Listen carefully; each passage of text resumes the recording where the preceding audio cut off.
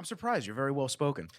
Yeah, I just I don't know. Maybe I've never met the right people to That's- be in have the introducing for the opportunity to do it. Yeah, I mean, I'd probably say. you've definitely had an interesting life. So Oh yeah, 100%. yeah. In the 29 years of living. So I just want to ask you this right out the gate. Go ahead. So obviously, inked up. Yeah. Love it. Thank you. Do you ever feel that people are intimidated when they see it, especially on the neck? Yeah, I get looks all the time. Like you always, I guess it's different now because not everybody, most people are tattooed, but like you still get looks. Like I'll get a couple like, oh, and especially at the restaurant. The restaurants, it's even worse because it's like I'm out of the element compared to like what I guess the look of the restaurant, you know what it is, and then it's like you see this guy and it's like, oh, that's different than everybody else around here. But then you come up and you're just And then I just start talking. Everyone's you're like, just oh, this okay. awesome individual that's so friendly and bubbly, and they're like, oh, okay, that's cool. Yeah. It's like, all right, I could talk to you. So what started the tattoos? What was the first one that you got? So my old man gave me my first tattoo on my chest on my 18th birthday in my basement. He gave it to you? He gave it to me. So I'm pretty much a spitting image of my old man. Like we're the same dude, Marines, ride motorcycles, just adrenaline junkie type thing. So when he was in Marine Corps, he used to do tattoos off his motorcycle. He'd hook it up to his battery and just do on-the-go rig pretty much and just like do little pieces here and there. So he told me when I turned 18, I'll give you your first tattoo, and then you can go do whatever you want after that. So on my 18th birthday, still in high school, set me up in the basement he had a Bic pen hollowed out with a needle through it. And it was like a legitimate, just like jail rig style, one single needle tattoo machine. So he did an American Eagle on my chest, and it probably took him like 3.5 hours. Like long, dude. And it was so, I'm not going to say agonizing, but I guess just because like he hadn't done it in a while. So at the time, I think he was like early 50s probably when he was doing it. So he's sitting there with his glasses. He's bitching the whole time. Like, I can't even see what I'm doing. You got me doing this. And it's like, you told me on my 18th birthday, you would do this. So it's like, now you just got to do it. Well, you've dealt with a lot of tattoo artists. How many artists is everyone different, or do you go to generally one guy now? This guy, I've done one, since I got out of the Marine Corps, I've been going to the same guy now for the last 6 years. Okay. So he did my whole arm, my whole stomach, and then I had a different woman do my head, my neck. She did all this. And then one other guy did this. And then when I was in North Carolina, I had one artist who pretty much did my arm and my leg. Went to one guy down there. So I've probably done like 6, 7 different artists in the whole years of getting it done. So you can say that the heavier hand and stuff like everyone's different. My homie who does my stuff right now, they call him the Hammer. Like he's legitimately like he's heavy-handed, but it's like the work, it's worth it. The work is sick. Yeah. Where does he tattoo out of? He used to be at Undead Ink in Oceanside. Okay. He's now in his own little spot in Brooklyn by the Verrazano. So it sucks getting out there. I just went out there on Friday. I went out there because I'm doing my chest still. I'm doing like a whole chest piece. And just like the drive is miserable, obviously. Yeah. Because nobody likes driving in Brooklyn. Belt Parkway sucks. The Belt Parkway has been the worst. The Belt Parkway has been in construction since my mom was a kid. They're never going to finish that shit. There'll be flying cars, and they're still going to be hammering away at the Belt Parkway. They're like, oh, we can't get this fixed, man. The technology just ain't there yet. Or if they would just be smart like Florida and just do concrete roads all the time, you would never have these problems. Is that what the difference is? I'm pretty sure. I could be mistaken with Florida, but I think they just do all concrete pavement. There's no blacktop. That's why the roads are so shitty in The Long blacktop is what fucks it up. The blacktop is because you get salt in it. The blacktop, obviously in the wintertime, everything's going to start like expanding more. I believe you. So then once it hits all the salt water and the salt gets in all the cracks of the blacktop, it's just going to start cracking and shattering everything. I could be talking out of my ass right now. No. I'm almost positive. I'm not fact checking you. No, I'm I thought you were fact checking. I'm about to bring this up at the next fucking meeting because I'm gonna go to town hall. I'm like, almost positive. That's why they'll do like a concrete road. This way you don't have any of those issues like. I guess that makes sense. Theoretically, it makes more sense. Yeah, like because you're pouring concrete. You're not unless it cracks somewhere. Because every time the winter happens, the concrete buildings aren't crumbling in the city. Exactly. But then again, they're not. If you had a road that was concrete and you had it crack, you just cut out the section and re-pour, and you're done. Instead of now, like how they're redoing the Southern State right now. They do that every 5 to 8 years. They're probably re-blacktopping it because it just ruins it. Which I understand. It's like, we got to keep jobs. Excuse me. And all this other stuff. Yeah, but you get burpy when you start. I know, and I start never drinking the carbonation. You start getting burpy. It's okay. Every now and then I'll slip one out. I'll slip one out. It's like as you're talking, it sneaks right out. What? I don't even know what you would Google. What material does the Southern road work use? What road work? Well, I guess because blacktop is just made of in Florida. They're gonna be like If it says blacktop, I'm walking out the store right now. There it is. Why are roads in South Florida constructed of cement rather than asphalt? It's a temperature problem. Here is a plot of average temperatures and the amount of rainfall of the year in Fort Lauderdale. Nice and hot year round. Well, they probably do it down there because probably the target's too hot, maybe. So that's why the concrete's a little bit easier with the temperature. Or the cement, I should say. Yeah, it says concrete roads are a better road for the Florida environment. They are stronger and withstand the Florida weather. So would they not stand up to snow and... Maybe the snow's the problem? No, because you could saw concrete. I don't see the problem with that. Asphalt is more expensive, whilst concrete is noisier. It's often more durable, although I suspect asphalt's tendency... And now, by the way, this is Cura, so I mean, I don't know if this is fucking factual. I mean, I have no idea. We know how fact checkers are in 2022. Oh, yeah, we're about to get fact checked on this. They're like, actually, the roads are made of this. Yeah. And this is why it's used. Like, shut the fuck up. Leave me alone. We're having just a rough conversation. I could be wrong. Yeah, exactly. I'm entitled to that. Well, if you don't get fact checked by the actual internet, you get fact checked by people on social media. Yes. Andre was on my podcast a couple times, and he, I guess, used a quote from Jordan Peterson. And they were like, no, that's not exactly what he said. No, that Jordan Peterson said that. It's like, dude, shut the fuck up. You think that everything in your life, everything in your life that you've ever heard has been fully quoted. Yeah. Like, oh, I heard this from this source. I heard this from this source. Like, shut the fuck up. Get out of here, dude. These people, man, they make as long as I get it close enough to like portray the point I'm getting. I'm happy. Who gives a shit? Who gives a shit? Exactly. All right, let's see this, and then I'm ending this because I don't know if this is even real.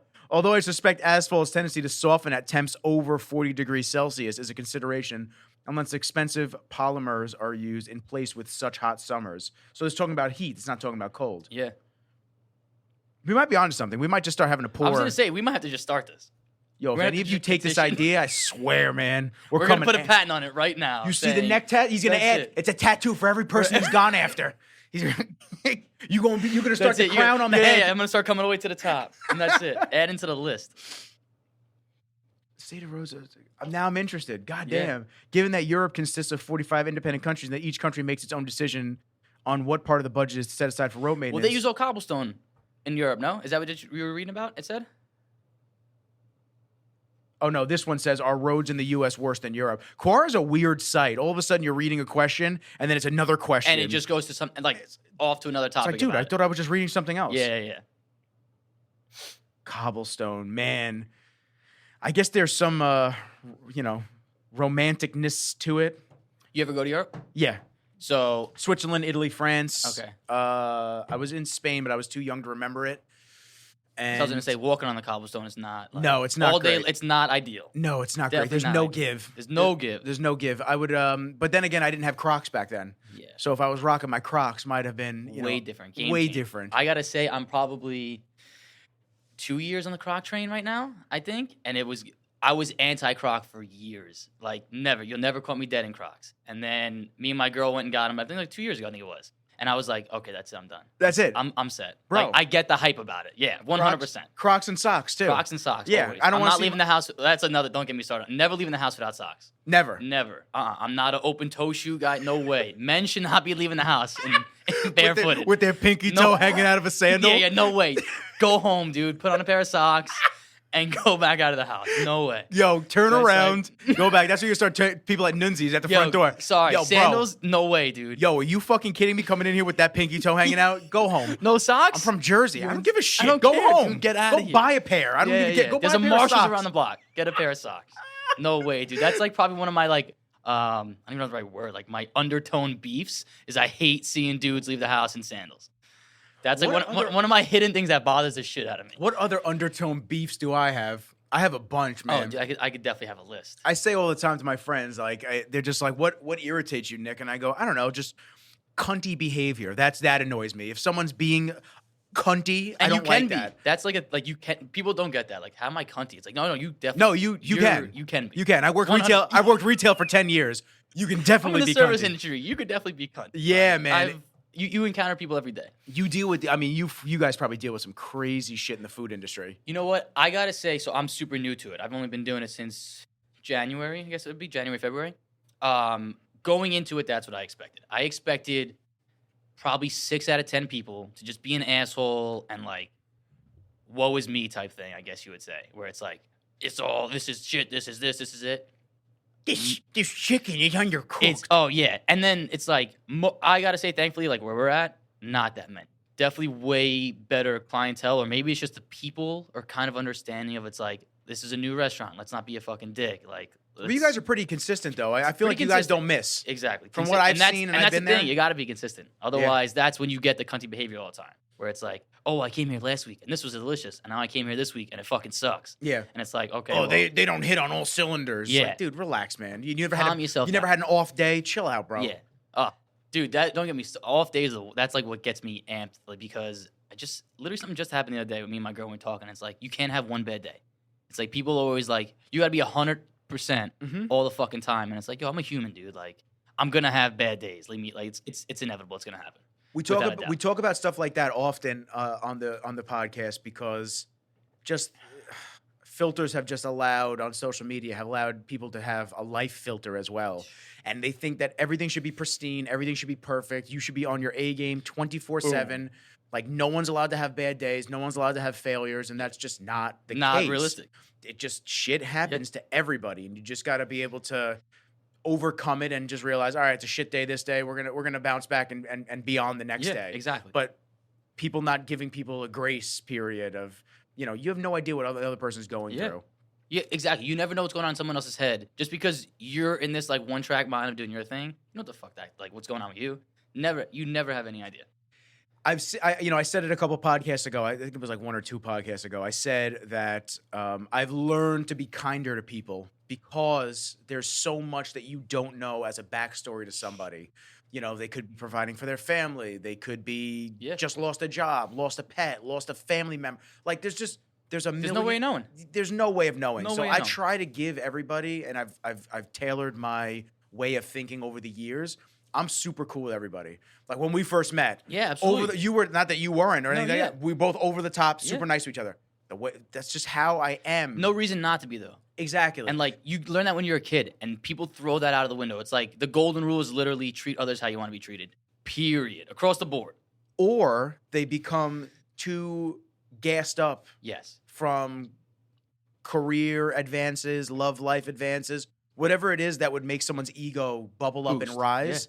They become too engulfed in that mentally, and they feel like they're better than other people.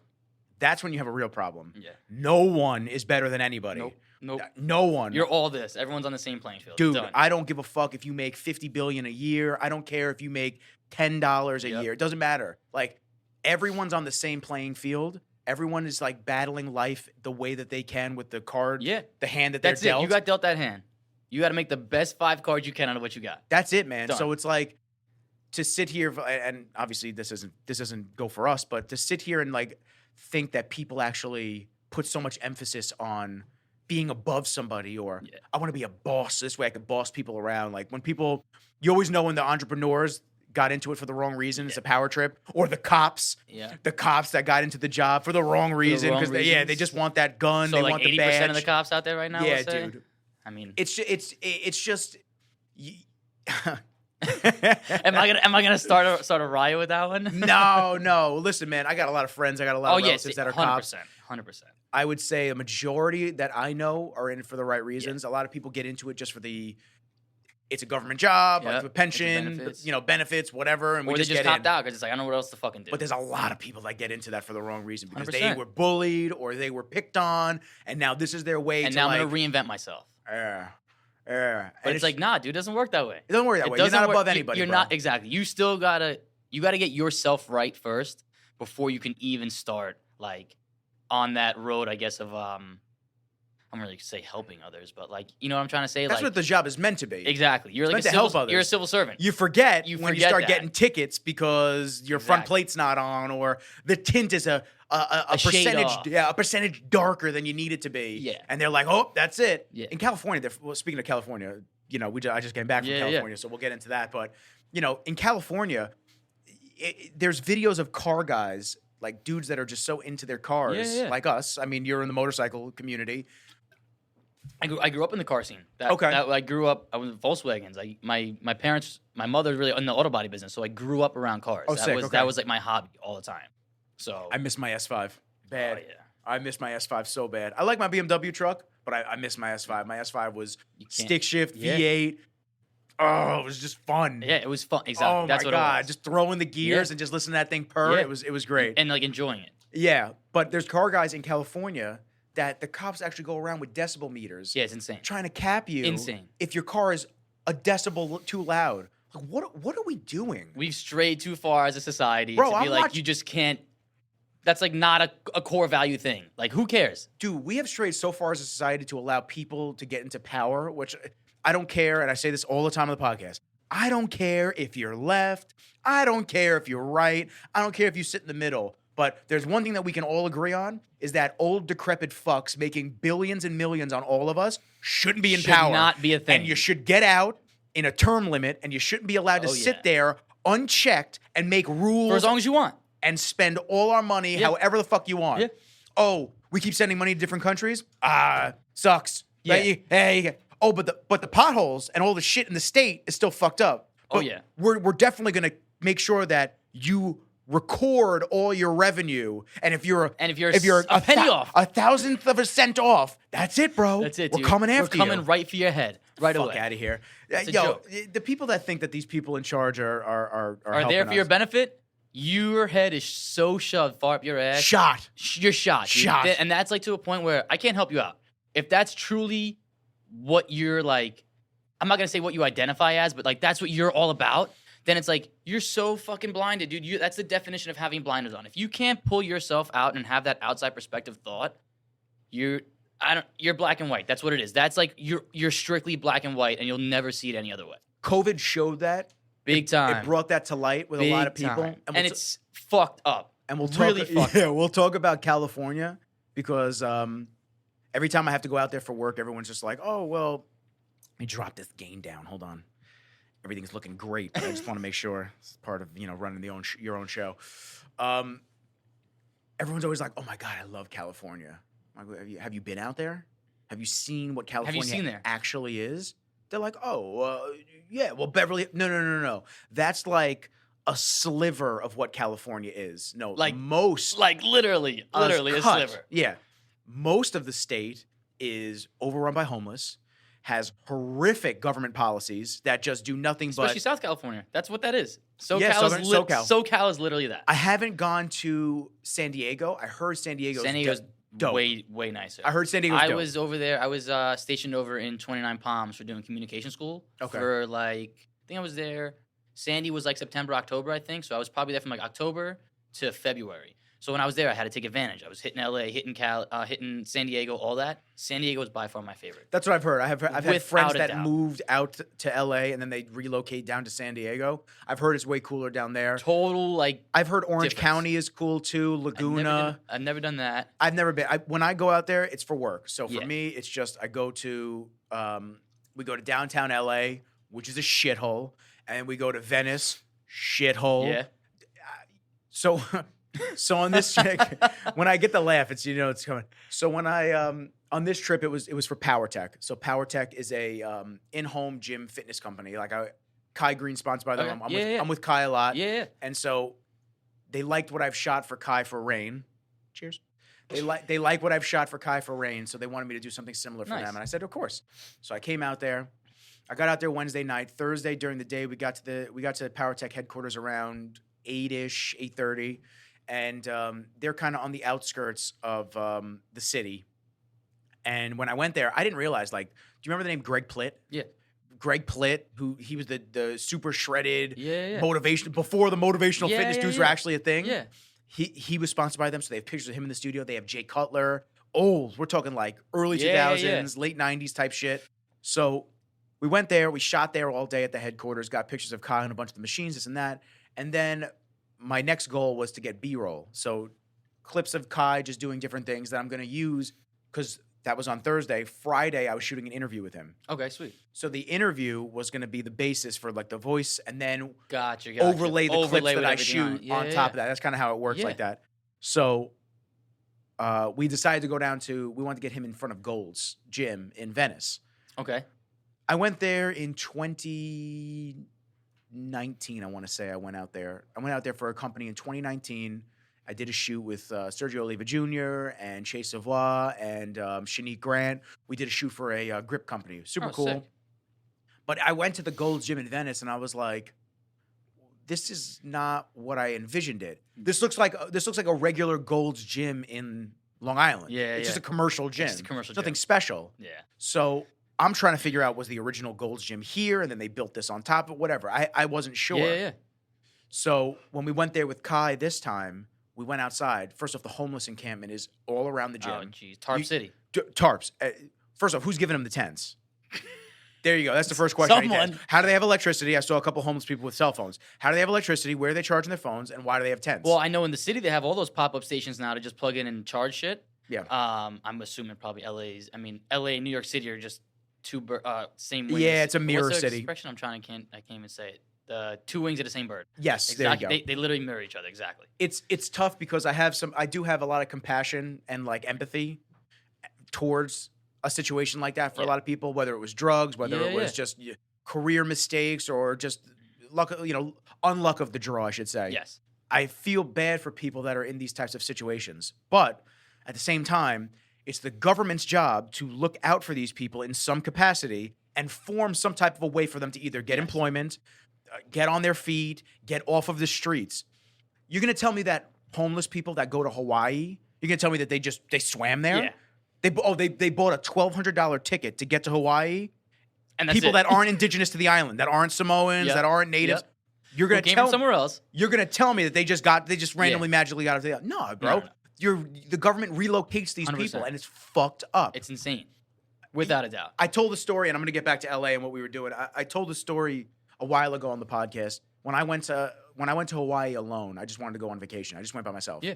I was walking around. It was super early. I was still Big on. credit to that too, because I could never be that guy. I don't think. No? Nah, I don't think like solo vacation. I mean, I probably could. You could. I probably could. I'm probably talking out of my hat, but it's definitely ballsy doing it. It was. You know what? It was an event, man. I'm super close with my mom. Super close with mom.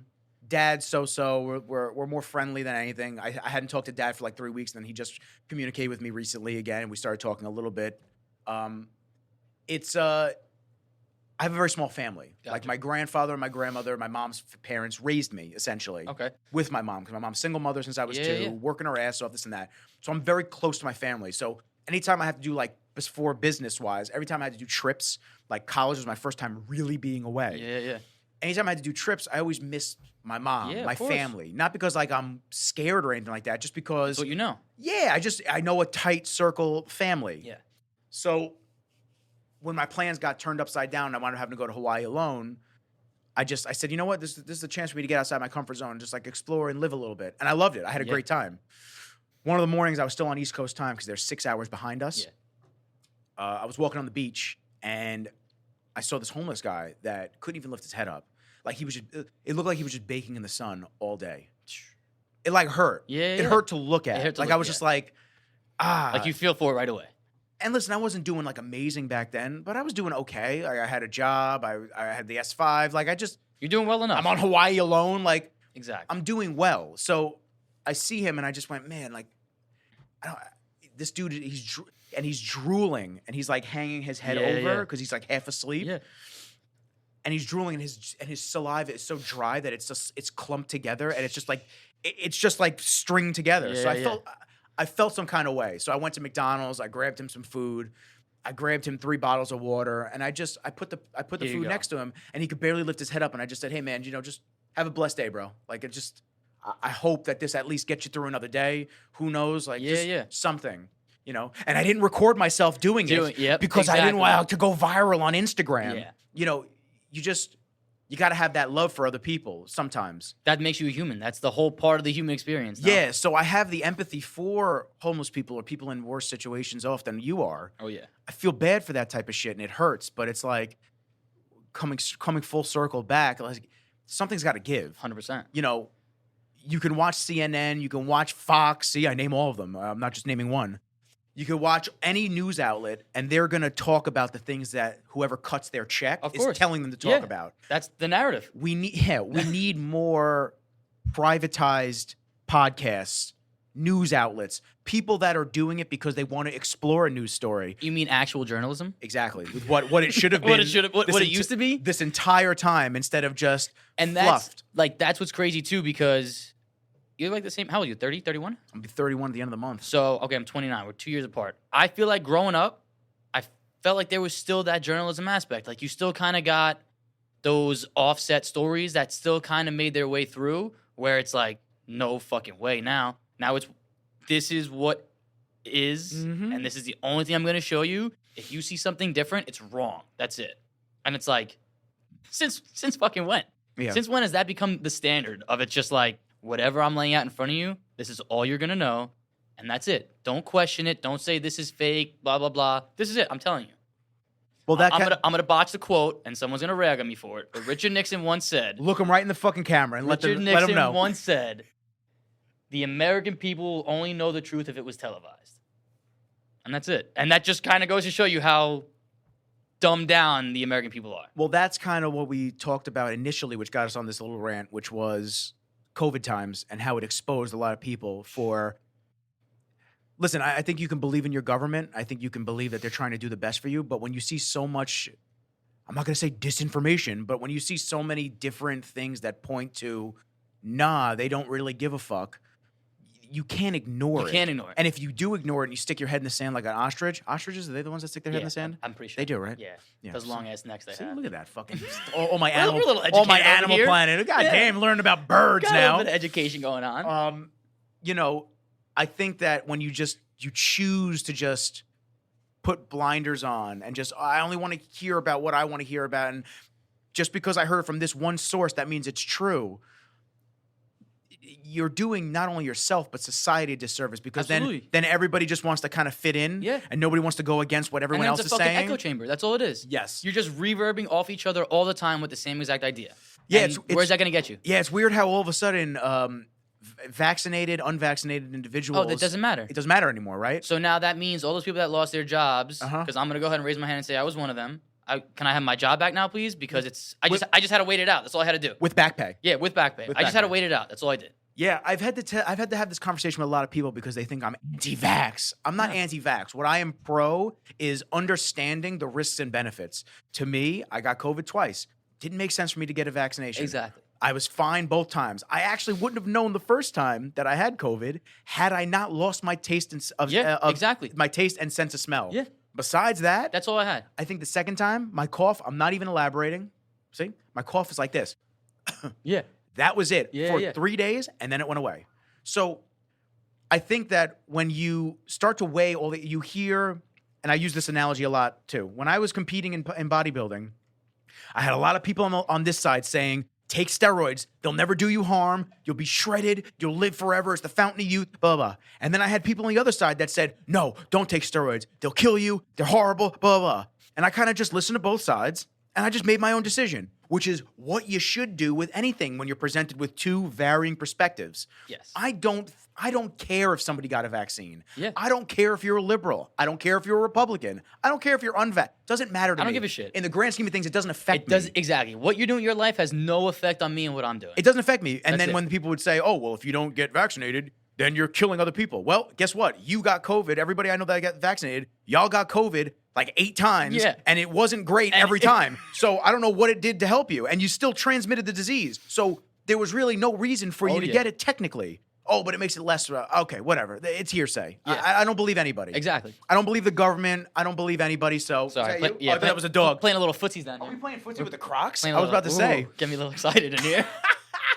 Get you a little chill. It's the AC. I know, a little footsie action, warm me up. So, so it's just, I just, throughout the entire COVID narrative, whatever you want to call it, pandemic, issue. Look, I'm going to call it a social experiment because I think so that's too. Personally what I think it was. I think so too because they stripped a lot of freedoms and now they won't. 100%. Now they know what they can get away with, and there are so many people that just are easily just go, okay, fine, just take it. Exactly. I need to get back to normal. The amount of people that I know that got vaccinated and honestly, dude, I can't fucking stand that saying. Yeah, I need to get back to normal. Yeah, I need to get back to normal. My cousins, I love my cousins to death, but most of my cousins were all just like, I'm getting it not because I think I need it, but because I just want to get back to normal. I just want to do things, and I want to travel. And I'm just like, okay, well, instead of being like that, if you don't think you actually need it, why don't you just wait and see what happens? Wait it out, dude. You don't have to you don't have to make a decision at any point, like such a rash decision. Let me just do this.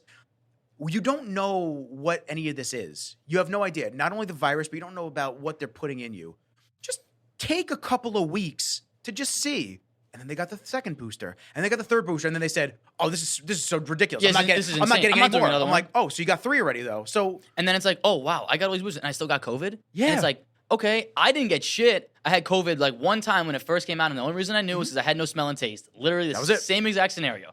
And did you get? Let me ask you this: did you get the smell and taste? Did it happen overnight for you? Did you wake up next morning, or did it happen when you were awake? It happened when I was awake. I lost it. No. So okay, so this is going to sound really weird, but I kind of think that they put it in our heads. Like, hey, listen, this is what's going to happen. This is like the cause of it. You're going to lose smell, you're going to lose your taste. And like, I know everyone thought about it. Like, oh shit, that's how I know I'll get it if I lose my smell and my taste. So I think quarantine had already happened.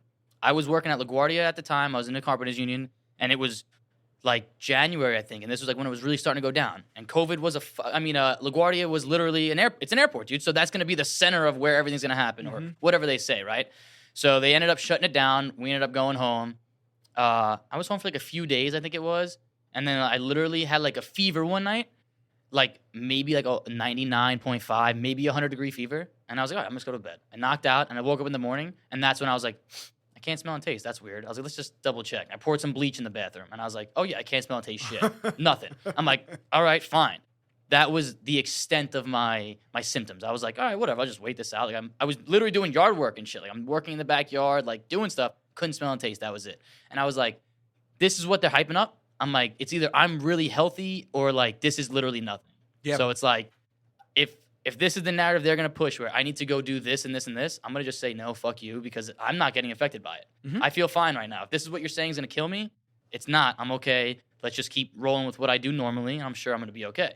But then it was like how you're saying where it's like, I had a ton of friends who were just like, well, I want to travel and I want to go see shows and I want to do all this, where it's like, dude, put your fucking life on pause for a year, 2 years. Just see what happens. Just see what happens. There's no reason to dive right into it. Because even if you have to get it for some reason, they may come out with revisions, which they did. They may come out with different ones. Exactly. Oh, the Johnson & Johnson is safe. Oh, wait, no, it causes massive blood clots. It's like, bro, just wait. Just wait a second. Just fucking wait. You're not the first one to buy a car when it first comes out, right? Because you know there's going to be some shit. Be a recall. You know there's going to be issues. Exactly. Wait a little bit. Just chill. Oh, no, but my health is in jeopardy. I have to go do this right now. Like, I need to be there. I should have done it yesterday. And it's like, where do you live? Where do people come up with these ideas? Well, then everybody decided to travel because they weren't going to work and put hard work in after COVID, and it showed who actually wants to make money and who actually wants to be successful and who just wants to just pretend like they are. So there's a guy named Kumar, Indian cat. I think I've said him on the podcast before. If I haven't, I've fucked up. Shout out to Kumar. Shout out to Kumar. Health Quest Vitamins in Syosset. You know, across from Rare 650. Yeah, that shopping mall. He's in the corner, left side. Dude works with a lot of people that have serious illnesses and diseases. He helps them on a holistic level. He looks at blood levels. He keeps up with all the new case studies. The entire time COVID was going on, I sent people to him, testing negative 3 days. 3 days testing negative. Like, really? Banging them out. Yeah. I actually just sent a pro, I'm not going to say who, but I just sent a pro bodybuilder to him from different part of the country. I just sent him to him because he was having issues with tonsil stones. So... Is that when you have holes in your tonsils? I think so. And then the stones come out? Yeah. I've seen videos. They're gross. Yeah. Yeah, it creeps me out. I don't like it. I'm pretty sure I have that, in all honesty. Really? I have massive holes in my tonsils. All right, so you got to go to Kumar. Wow, maybe he can help you. Yeah, that's interesting. Isn't that weird how that comes up? Yeah. So, see, everything happens for a reason. Facts. 100. And, dude, that's like... everything happens that's got to be the motto to live by. Yeah. If you don't live by that, you're just kind of floating through in the clouds of your own world. And we'll get into that. We'll talk about mindset. Because, dude, that's something I could talk about that for a long time because I'm new to it. And it probably started with COVID. That probably really gave me a full 180 in life. I'll tell you what, man, it fucked me up. If COVID, with a lot of people, it fucked me up bad. I was on track. Well, now it's not anywhere near what I make now, but I was on track to make like the most money I had ever made doing my business. Doing your own thing. And I had a lot of retainer clients. I was feeling myself. Like I felt good. And that shit, man, that was a gut punch. That shit really... fucked me, along with everybody. Yeah. I don't want to sound like I'm the only one that gets affected by that. Without a doubt. It really pushed P. It really pushed me on pause for a second. because it's technically park for pushing people, whatever. We'll call a spade. Whatever. Yeah, whatever. It's close enough. Yeah, pushing people. So, so yeah, it really just fucked me. And then just the motivation, like no training, no money coming in, just isolation from everybody. Because we all took it seriously at first. Like, we all took it seriously at first, and because, like you said, you think they're looking out for your benefit. Hi, Kenji. What's up, bud? We all took it serious at first, and then as time went on, it started fucking with you more and more. Like, damn, when's business gonna get back to normal? When am I gonna be able to like make money again? Yeah. I just got the dog. I'm stuck in the house with the dog all day. Not that that's a problem, but but absolutely, it's like having a toddler. It's like, oh my god, I just get cabin fever. I don't get a break. Yeah. So it was bad, but I think that it wound up making you either became stronger from that shit or fucked you up. Or fucked you up. So you kind of just had one of two options to work with. Yes. Over time, I've now learned that it made me stronger. Absolutely. In the moment, though, it felt like it was knocking you down. It felt like it was going to be an eternity. Yeah. It felt like it was never going to end ever. Yeah. So now on the other side of it feels like it was so long ago, but it wasn't. It was only 2 years ago. Like a lot happens in 2 years. Exactly. Think about that. 100%. I tell people that all the time. I think, like, including COVID, my life has changed drastically in the last 2 years. And, like, I feel like it's never had that much of a speed up process in progression than it did these last 2 years. And it's like, it feels like it was fucking yesterday. It does. Like, it literally feels like I just got told, hey, listen, job site shut down. Everyone's got to go home. Like, I don't know, shit's going weird in the country. And now it's like, holy fuck, that was 2 years ago? 2 years ago. Happened quick. You know what? Ooh, the footsies again. Sorry about that. Love that. Keep stretching them out. My man's stretching. So gotta get a bigger table. So let's go back to LA real quick. Let's revert it back. Let's go back to LA. So I was out in LA, and so we're talking about Venice Beach. I went down to Gold's, and now I was talking to this girl for a while that lived out in California, and she told me that vaccinated individuals are the only ones allowed in the Gold's gym. And this was recently? Still? Like they're still on that? We were talking back in like the winter, so okay. I don't know if it's still like that. It looks like it because they moved a lot of the equipment into the parking lot. So I'm sure that's where they hang. That's where they put us plague rats. So that's insanity. Yeah, and she told me that now she was somebody that got the vaccine, whatever, like that, and then she told me that they had to give them bracelets to show that you were vaccinated. I'm like, y'all don't feel like this is a little like Nazi Germany-ish? I was gonna say, what was it? The thing that the Nazis did to the Jews back in the day? They gave them numbers. They gave them numbers and tattoos, right? Yeah, that's right. Just wear this wristband though. It's different. It's different. I swear to God. Different. So history repeats itself, man. Dude. Right? But listen, it's like, you're an asshole for saying that to someone. Yeah, you're a conspiracy theorist. You're a conspiracy theorist for telling you, yo, you know, like what happened now happened like 80 years ago, right? No, that's way different. It's way different. Government doesn't overreach. Stop it. Okay, so let's make a Venn diagram. Show me what that happened back then and show me what's happening now, and let's see the similarities and tell me how much different they really are. Yeah, it's fucked, man. It's fucked. It's fucked. And then the fact that a lot of people just don't wake up, that's scary. Once again, I don't give a fuck what side you're on. I don't care. Exactly. There's two parties because they want to divide you anyway. So like, I don't care what you believe. You're just feeding into that. With the division, you feed into their stuff. Yeah. Oh, fuck you. That's what you think. I never look at somebody that's different opinion than me and go, oh, fuck you. You're wrong. Yeah. No, you're entitled to your opinion, man. Yeah, dude, 100%. That's how you believe. Believe it. Tell me your story. Let me hear it. Maybe if you can convince me into understanding your side. I'm all about that, dude. Yep. But I'm not going to sit and be like, no, you're a fucking retard because what you're saying doesn't align with what I'm saying. Yep. Okay, then you don't get it. You don't get it. Yeah, that's why I know my family members very, no, you're good. It's okay. My family members, they're very like bickering with politics, shit like that. I just walk out of the room. I'm just like, all right, guys, peace. Enjoy wasting your energy barking at each other when realistically, number one, these people that you're fighting about don't give a fuck about you. Shit. I don't care who you are or what you believe in. They don't care about you at all. Not even a little bit. Keep living the illusion of it. That's cool. Yep. So anyway, we went to LA. I love how we start to try to get to the story and then we revert. That's always how this podcast goes. Literally, always. So I was gonna get video of Kai in front of Gold's Gym Venice. Okay. And I said, yeah, no, it's gross. I'm not doing it. So we get into the car with one of the power tech guys. We're driving around, and all of a sudden I see a building, Gold's Gym. I go, yo, is that the real original Gold's? He goes, yeah. I said, oh dude, that's it. Pull over. I said, I have the clip on my phone. I'm not releasing this one yet. Yeah, this one's good. Hold on. Ooh, my canvas is shipped. Love that. Nice. Got motivational canvases coming. Oh yeah. Where is Kai in front of the original Gold's Gym? I'll tell you what, man. I was like, dude, why did they even closed? The doors are totally closed on the outside. Oh, that's sick. That's tough, right? That's sick. That's tough. Wow. And that's still in Venice, though, or no? Yeah, no, it's in Venice, but it's like a couple blocks away. Wow. I want to see how far away it is. I'm just like, why did you guys? Why would you shut it down? Yeah, I mean, listen, I get it's small and you have a ton of members now, but the nostalgia behind it. Yeah, man, buy the block. You got no. Exactly. They had enough money. They probably at that time they probably had the money. Yeah, there it is. There's the actual original Gold's Gym. Like that's fire. That's sick. That's fire, man. That's really cool. And y'all traded this for that commercial looking gym? Yeah, for that duplex? Nah. Yeah, no way. No, not sold. So I got video of him in front of there. And then we were running around downtown LA on Friday and doing the interview. And then I took the red eye home Saturday and I just fucking crashed. I thought I was gonna be able to get shit done when I got home. Nah, shot. Oh, dude, shot. 5-hour flight? It was like 4 hours and 50 minutes. My pilot must have had some cheeks to get home to because he was cruising in the. I got something waiting for me. I gotta get home. But then I'm like this on the flight. I'm like this. Oh yeah. In the seat. I'm just trying to get comfortable like this. I'm sleeping. Yeah. And then I had 2 girls behind me that wouldn't shut the fuck up for the first 2 hours of the flight. I'm like, yo, it's 9:50 at night technically. Can y'all shut up? Go to bed. We're all trying to sleep. Yeah.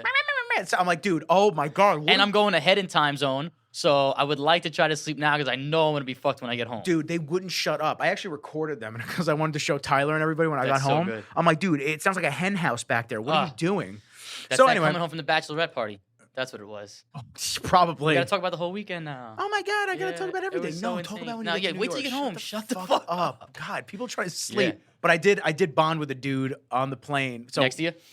So I was in the terminal. I was looking at the like what food to get, and I saw Jersey Mike's, and I've never had Jersey Mike's. So I said, you know what? Let's try it out. I'll go for a sub. Yeah. So the line's snaking around. So the dude in front of me, we start laughing because the dude who, it's like a I'm trying to think of the word. It's like a assembly line of cold Thank cuts. you. Oh my God. I couldn't think of it. I got you. It's like the assembly line of cold cuts. So you got the dude that's like, what meat do you want? And then he slides down to the next and then he grabs the meat out of the fridge. And then he's like putting all the meat and then he goes out. But that dude, all he does is cut the meat. So I was laughing my ass off and the dude knew exactly what I was laughing at in front of me. So I said, bro, my man's going to have Tommy John surgery by the end of the week with how much deli meat. Sitting there killing He's just sitting there cutting, just roast beef, turkey, provolone, back to back going. Bro, we were the only 2 laughing. Everybody else was like straight faced. So then I said, all right, man, enjoy the food. And then he was sitting next to me on the plane. I look at him, I go, Jersey Mike's? Jersey Mike's. Goes, yo! That's so good. Yeah. So I was talking to him, and he's a dude from Brooklyn. He does video walls and stuff like that. Oh, shit. Yeah, he was dope as hell. Nice. I love that. But anyway, LA as a whole, dumb. Yeah. I'm big good thumbs down on that. I look at places, every time I visit somewhere, I look at places as if, could I live in this place?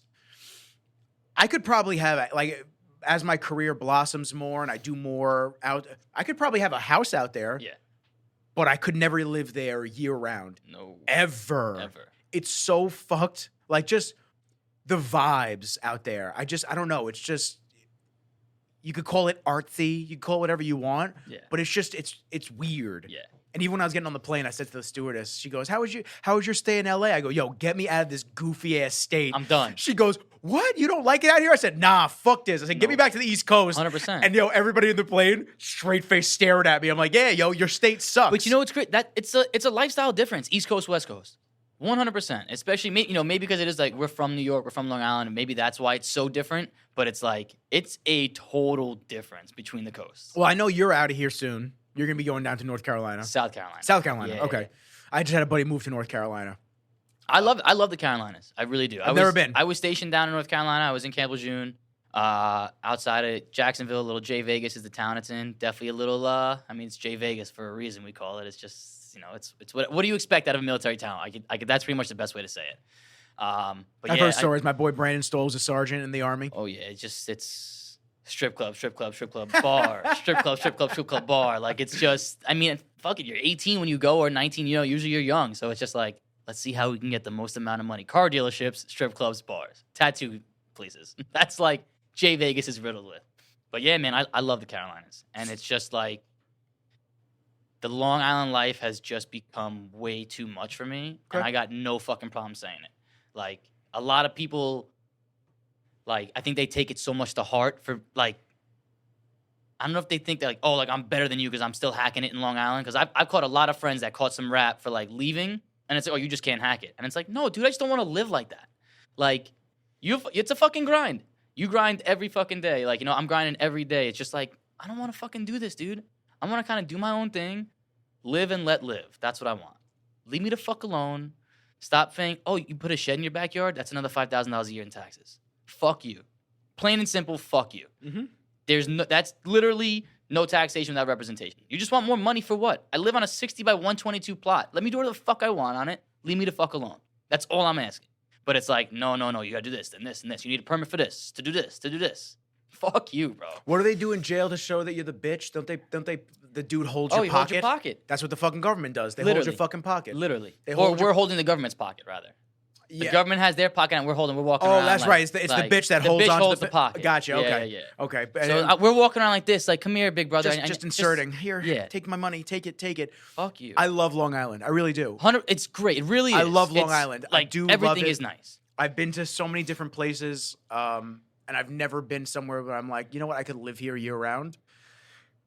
California, no. Colorado was cool. It's too wildernessy for me. Never done Colorado. Once I got to start fucking dealing with, mountain lions and shit, I'm over it, man. I don't want to have to worry about the dog in the backyard taking a piss. Absolutely. Mountain lion grabs him. I don't want to deal with that shit. Like, I'm good. Arizona, too fucking hot. Everybody that tells me, oh, Arizona, it's dry heat. It's still hot, man. It's still over 100 fucking degrees. What are you talking about? These tires melting to the pavement. Yeah. I don't give a fuck if it's not humid. Yeah. It's hot as shit. Oh, I'm not sweating? Big fucking deal. I'm sweating. It's still over 100 degrees. Well, it's going to dry quickly. It's dry outside. I don't know if it's because I'm still overweight or if it's because my iron levels are too high, but I'm sweating. I'm still sweating. Out of anything. Yeah. I haven't been to North Carolina. I've been to Atlanta, but I only saw a little bit of Atlanta, and I definitely didn't like it. Florida, I've been to a lot of different places, but Florida's very hit or miss for me. I like it, but I don't. It's just so many people dipped down to Florida. Like 100%. But then they didn't right into it. But they didn't do their research. Like, they didn't understand that it's hot as fuck year round, basically. Yeah. That you got bugs that are the size of your canteen. I'm good on that, dude. No, thank you. Got alligators and shit. Like, massive ass iguanas falling out of trees. You know what I mean? Yeah, man. Like, people always make fun of me because I like the Northeast because of snow. Like, I don't like snow, but I do like what it does. And what it does is it kills everything. Exactly. And we start fresh in the spring. All the mosquitoes, all the bullshit bugs. Yeah, it's a reset. I don't want to, because if you let them get unchecked, like the government, they just keep getting bigger and bigger. It keeps growing and the problem just gets bigger. Bigger and bigger. So I lived in Connecticut for college for 2 years. Massachusetts is cool, but it's basically like baby New York. I'm good on it. And then you start getting into more remote shit like Vermont. What's really going on in Vermont? What's really going on in New Hampshire? And then the mid. Have you ever done up north? Like I haven't. I know you just took that trip. So I was gonna say I just did a week-long motorcycle trip with the homies, and we did from. By the way, shout out JPP. Shout out JP. JP's good people, man. He's the homie. Love him. We went all the way. We rode out to Orient Point, took the ferry to Boston, took the ferry to Connecticut. Then we went all the way up to Maine, chilled out in Portland for a day. So whatever, over the course of the day, we went 17 miles from the Canadian border, all the way up by Maine. And I gotta say, dude, it was just like... It's beautiful. It really was. Like, because it's untouched from bullshit. Unfucking touched, dude. And it was like, you feel that sense of just like, this is how it should be. Like, it's like a relief of like the nature, everything. It literally changes your whole like perspective, I guess, of things. We were riding sometimes for an hour and a half. Nobody was on the fucking road. Like, in the mountains of Maine, cruising in the summertime in a fucking tank top. Like, you just listen to the bike howl through the mountains. That's it, dude. And it's nice because up there it's no helmet law, and it's way different than riding around in Long Island. I'll never not wear a helmet in Long Island. I will, even if they made a law, no helmet, I'm still rocking one. Up there, you could, like I said, you're riding around for so many miles. You're not seeing anybody on the road. You're cruising at 60 miles an hour, and you're cruising, looking at the sights. So it was nice, and it was just like, you know what? I could do this, but I can't do the winters here. Because that's a lifestyle of its own. Up there is really bad. Like, those mountain men, They're fucking mountain men for a reason, dude. Like, no, you have to be born into that shit to do those winters because that's like a harsh fucking winter to do year round. Yeah. Like, no, I'll take my maybe 3-4 snowstorms. Exactly. I'll take that. Oh, we got 12 inches. Like, all right, I'll bust a snowblower out for this one. I gotta stay home and play Xbox. Oh, this is horrible. Yeah, but to get those 2, 3 feet, 4 feet of snow, like sequentially, no, dude, I'm out on that. Because when we were talking about moving, I was talking to my girl. I was like, would you ever do like New Hampshire? Like, I got a boy who lives up there. I was in the Marines with. He's on like Lake Winnipesaukee. He's on the lake up there. So I spent a day with him when we did the trip, and it really was. It was beautiful. But then I was like, so like summer to winters, how does it compare? He was like, well, the summers is sick, but I'm not getting my winter's way longer than my summer. So the juice really isn't worth the squeeze on it. And I was like, all right, like that makes sense. I totally get that. So it's just like, I told us, I don't want to do that. I'd rather have somewhere where I can at least enjoy more of the nicer weather for a longer period of time than have a longer winter and be like, fuck this. Like, no, I'm not cut out for that. And I have no problem in saying it. No way. I couldn't do, I'm thinking of other places as you're talking too. I couldn't do Texas. Texas is, I don't know. I think I would put that with Arizona. It's kind of like the same. I've been asked to move to Texas by friends a couple of times, and it just, I don't know. I visited Austin once, and Austin was dope, but it just didn't do it for me. Yeah. I don't know. Nothing maybe it's because of my mom's here. I don't know. Maybe that's what the reason is. But every time I travel somewhere, like I'm excited to go somewhere new, but I'm just like, at the end of the trip, I'm ready to go home. Same. I'm ready to go home. No, when I got off the plane, and I know JFK and LaGuardia aren't in the best areas either, but when I got off the plane in California, I was like, yo, it's gross around here. It's not pretty. No. You know, you come here, there's a lot of trees, this and that. I'm like, it's not like that out there. No. Like, the palm trees are cool. They look like aliens. It's so cool. You just look, and you just see all the skyscrapers. Sprouted out. Yeah, they're just all spread out, looking like little alien tops. But, I don't know. I just, you start thinking as you get older, 31 now, start thinking, like, home ownership, this and that. I'm happy renting right now because, like, something goes wrong in my apartment. I go, let's get this fixed. Let's get on this. Instead of it just looking at me, where like all my video gear, it's like, oh no, it's on you every time something goes wrong.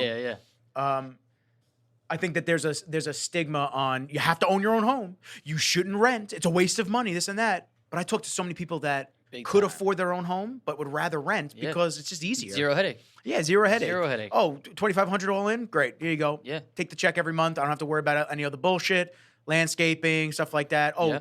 AC goes, that's on you. That's not on me. House poor, bro. I'll tell you it firsthand. I was 23. I bought my house when I was 23, so I got out of the Marine Corps. Best part about like the VA loan is you don't have to put nothing down to buy a house. So you have to take advantage of it. I got out of the Marine Corps, got right into the Carpenters Union, and for that first whole year I was home, it was grind. I worked 7 days a week. Like, I got into the union, and my very first job, I worked... It was like 44 days straight. 0 days off. I literally worked from my first day, 44 days straight. And it was like, I got to grind because, I'm not dogging living at home, but it was rough. I left when I was 18. So I was on my own for 4 years. And when I come back home, not to say it was like my household was so strict or nothing, but it's like, you're going back to like, I'm going backwards. So I was like, I need to fucking grind and do what I got to do to get my own stuff and be on my own. I was ready to go look at an apartment. And my mom was like, hey, listen, we have a family friend looking to sell a house. You want to go take a look at it? And I was like, all right. And if it wasn't for like loving the house and falling in love with it right away, I would have never bought a house because that's just like you said. Now you have to deal with all the bullshit on top of it with buying the house. You have all the headache stuff. Oh, I got to worry about landscaping. And if like you said, the AC plumbing, breaks, I got to do this, I got to do that. And everybody you buy a house from, for the most part, just does homeownership. And they don't want to talk about what's wrong with the house because once they sell it to you, they're out. It's not my problem anymore. It's not your problem. Here you go, bro. Done. Oh, you didn't realize that the septic tank overflows? That's on you, man. Sorry, man. Sorry, bro. Yeah. You didn't ask me about it or whatever, or you just have no contact with them. Exactly. Yeah, my mom was asking me when I was getting ready to get my first apartment. My mom was asking me, she's like, do you want to just get a house? Like, do you want to just buy a house? You have enough money to put down and this and that. And I was just like, not really, because I don't want to blow my load literally on the down payment. Exactly. And then all the unexplained or unprepared for expenses come. Now I got to try to find money for that. Now I'm in $20K deep. Yeah. $30K deep on top of what I just paid. And then I have no money saved up now. Yeah. That's like you become house poor right away. Yeah, I was good. House poor. I like that. Yeah. I can't even take credit for that. That was a guy before I bought my house, a dude I was working with. He's like, yo, I'm letting you know right now you're young. He's like, just be prepared to be house poor. That's what it's going to be. He's like, I'm not like ragging on you for it, but just I'm letting you know it's going to happen. It's inevitable. Because something, a lot of my friends, like you said, that unexplained shit that's going to happen one night where it's like, I go to flush the toilet and now it's not flushing and now I got to sit here and dive into this, or there's a plumbing problem with this and this. And now it's like, fuck, dude, how much is this going to cost me? Luckily, I'm hands-on. So like, I have somewhat of that knowledge, but it's like for a dude who doesn't fucking know nothing, YouTube's only going to get you so far. Yeah. Because, there is, if I'm getting paid to do it, I'm a professional. You're not getting paid to do this shit. You know what the fuck you're doing. Period. Like YouTube University is actually what taught me how to do most of my shit. Yeah? For the videos, yeah. That's tight. Yeah. But then you probably self-learn from there. Yeah. A lot of the shit you buy in the video business, it's just, it doesn't really, it comes with instruction manuals, but it doesn't. You got to figure it out. Figure the shit out. See how it goes. Yeah. But that's also nothing wrong with that, though. I'm a big self-taught, like self-taught with a lot of things. Yeah, I wish I didn't spend the $50,000 on my college tuition. Actually, it's more than that, but $50,000 is $52,000 a year. So you mean to tell me you taught yourself more than the institution taught you? Yeah, isn't that weird? Wow, that's crazy. Isn't that weird? I would have never guessed. And that. I was able to form my own opinions on everything, and I wasn't spoon-fed ideologies from them. Yeah. No, don't believe this. Believe this. This is what I want you to know. Leave it alone. Just cover my mouth. Don't touch me. As I make you choke. Oh. But that's what it is, though. Oh, it is. It is. That's You were talking about Marines. Yeah. So I want to touch on that. Yeah, absolutely. So what age were you when you got into the Marines? So I joined when I was 19. I figured by the time I got out of high school, give myself a little bit of time to kind of enjoy some life things because. Sorry, I got a cough again. No, cough it up, baby. I feel it's still a little stuck. Yeah, cough it up, man. The old cliche saying of you never really know, like what you know then is not what you're going to know when you get older. So like when I look back on it, it's like 18, super fucking impressionable of an age. And you don't think that when you're 18 at all, like in any way, shape, or form. You're like, I'm a fucking grown-ass man, I'm 18. If 29-year-old me would slap the shit out of 18-year-old me, but you don't fucking know shit. And like, that's cool, totally cool. But like, don't act like you know everything. So, like, I decided, listen, let me take at least a year. Let me try to enjoy our work, try to save up some money because I know I'm not going to make any money in the Marine Corps. Not like that's what I was joining it for, but I know I'm not going to have any money. Let me try to get some money at least to help myself out. What was the reason for joining? So, come from a military family. My old man was in the Marine Corps. My dad's father did 12 years with the Navy, and then my mother's father was in the Army. Okay. So, everybody pretty much kind of military-esque. Not saying growing up, my old man forced it down my throat in any way, shape, or form. But he always kind of like, hey, listen, this is what I did with my life, and this is where I'm at now. I think the Marine Corps helped me out to get where I am. So that was kind of always what he instilled. And I thought that was really cool. Not like, hey, listen, this is what you're going to fucking do when you're 18, and that's it. So it was cool to have it that way. And I mean, and not only that, personally speaking, I think everybody should have to serve at least like 2 years for your country.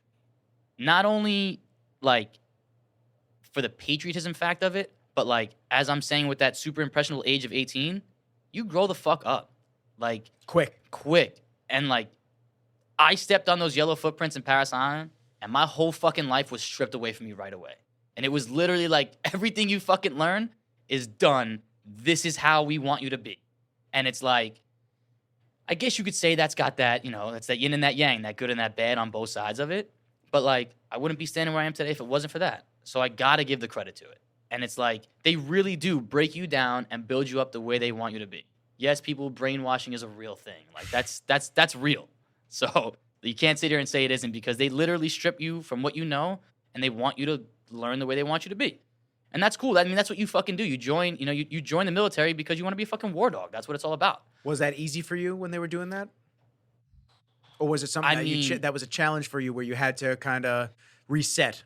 Definitely had to reset a little bit. I mean, I'm the type of person where if I say I'm going to do something, I'm going to fucking do it. Like, that's it, period. So going into it, it was like, I know what I'm signing up for, but I kind of don't know what I'm signing up for. But whatever it is, I'm going to just take it on the fucking chin and do the best that I can of it every single day. That's it. That's all I can do, and then see where the progression leads me.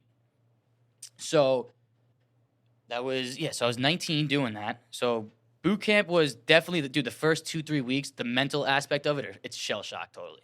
Like, that was my first time being away from home, obviously. Like, I didn't do college, so it was thrown into this element, zero contact with anybody home except via letters once a week. Like Sunday is mail call day. Sunday was the only day where you had like, what was it, maybe 4 or 5 hours of like quote unquote free time because it would be like a religious day. So they would be like, hey, listen, if you want, you go to church for this hour and then you come back to the squad bay. You could write your letters. We'll give you, a lot amount of time to do this. So that's like, you look forward to Sundays. 13 weeks, you just kind of focus, all right, I got one more. Next Sunday is like the chill day.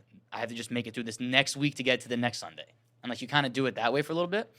But it was really just like shell shock. Drop you in this one position and it's like your life's going to get turned upside down. And it was fucking rough, man. You have those days where you're just like, fuck, dude, like this is really what I signed up to do.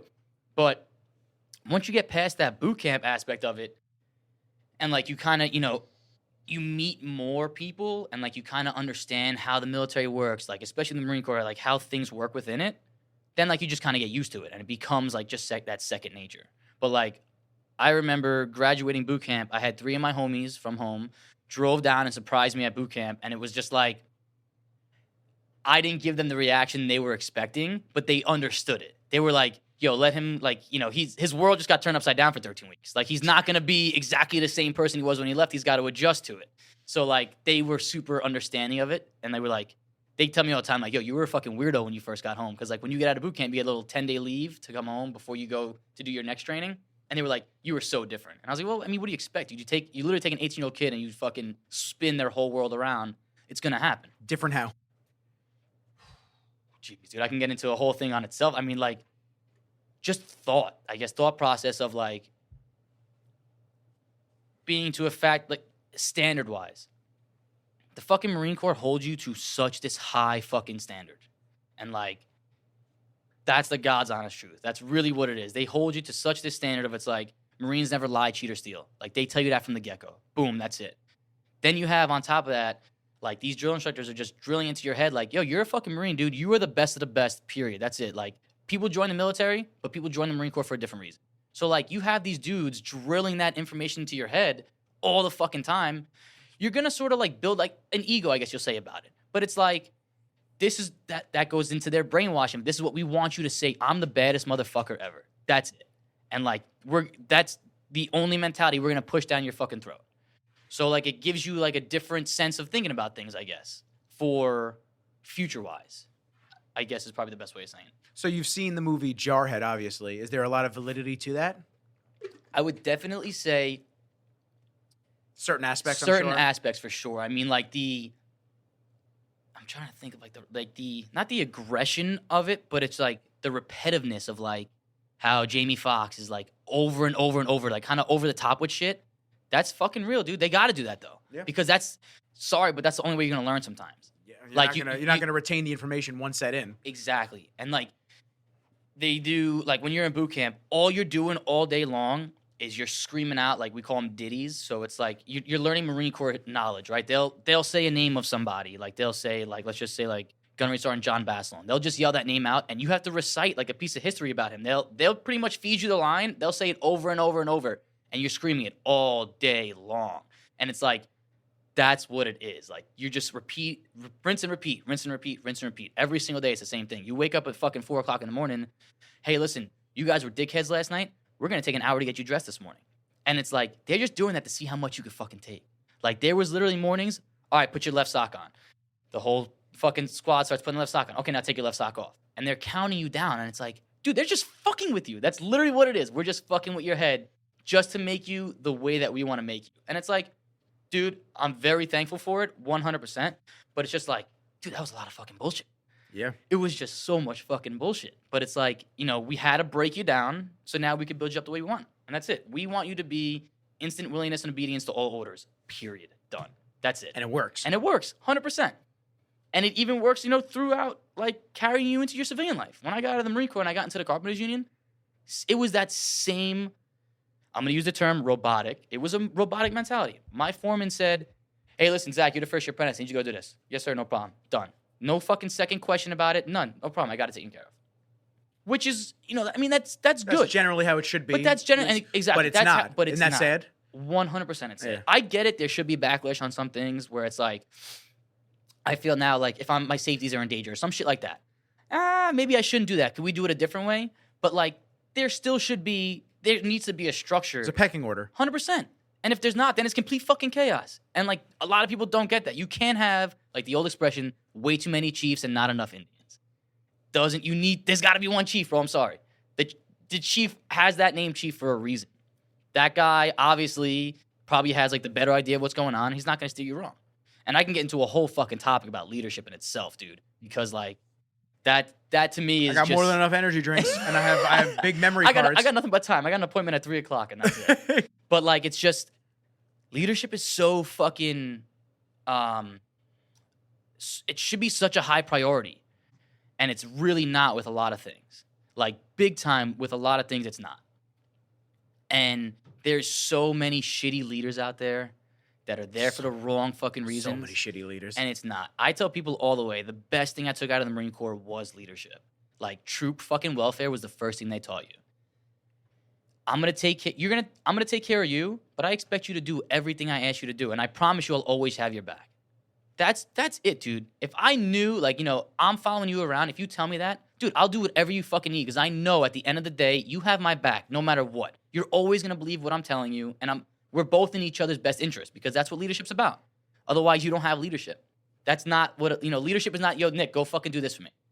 That's not, I was getting in the trenches with you. Leading from the front. That's why you're a leader. You're in the front of everything. You're doing everything with the guys, and you're showing them, like, listen, I'm right here fucking with you. I'm going to make sure we all get through this together. That's the difference between a boss and a leader. Exactly. That was kind of what we touched on earlier with entrepreneurship. Yeah. Dudes that get into it, and they're just like, oh, I just can't wait to have a team so I can just boss everybody around. It's like, nah, bro. Yeah. Like, you got to be in there with everybody. A boss has money. A leader has a mindset. Done. That's it. And it's just they're so far and few between. And why do you think that is? Is it society? Is it? I don't know if it's an experience. Is it a lack? Is it a lack of society, motivation and drive to actually? Yeah, I think society, great? like you're saying, society putting things in your head makes you like, oh, I'm the boss. That's fine. I'll just tell you what the fuck to do. Mm-hmm. I'm your leader. No, you're fucking not, dude. You don't understand how it works. Then, just because I'm your boss, I get to tell you what I got to do. Like, go do this, go do that. That doesn't. Doesn't work like doesn't work like that. Yeah, that's not leadership, dude. Not at all. Yeah, it's I've said it a couple times. There's this thing called fearless feedback. Is something that was at Apple, and at first I thought it was really corny and I hated it.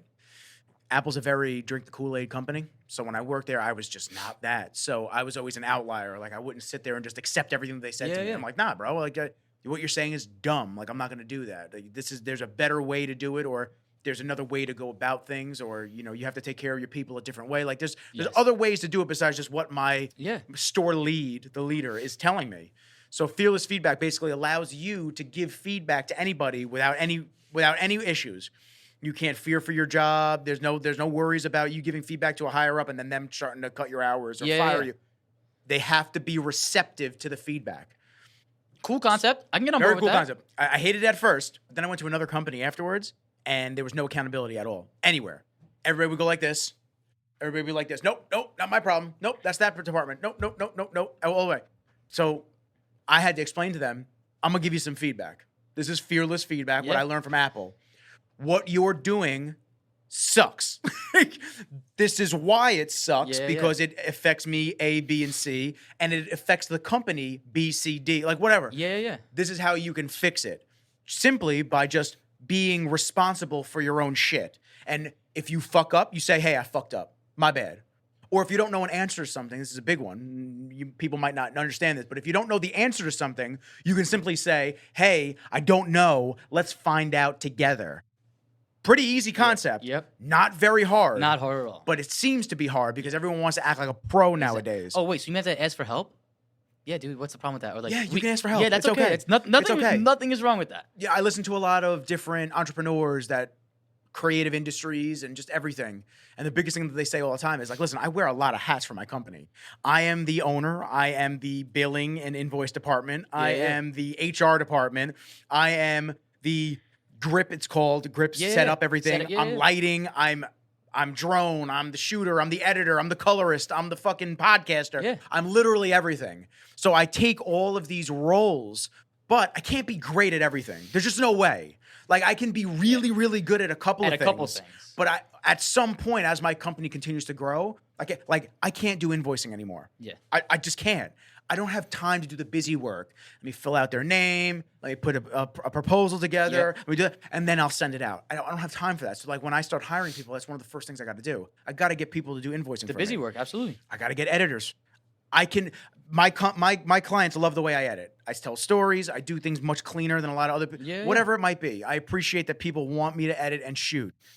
I'm growing. I can't do it anymore. Yeah. So I'm going to have editors for a lot of my other jobs. It's not to say that a client isn't as important if they get one of my editors on my team. Exactly. But I have to be able to like offload some of this.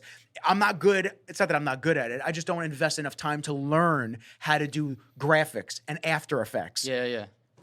I just don't have the time to learn that shit. I'll get somebody to do all that.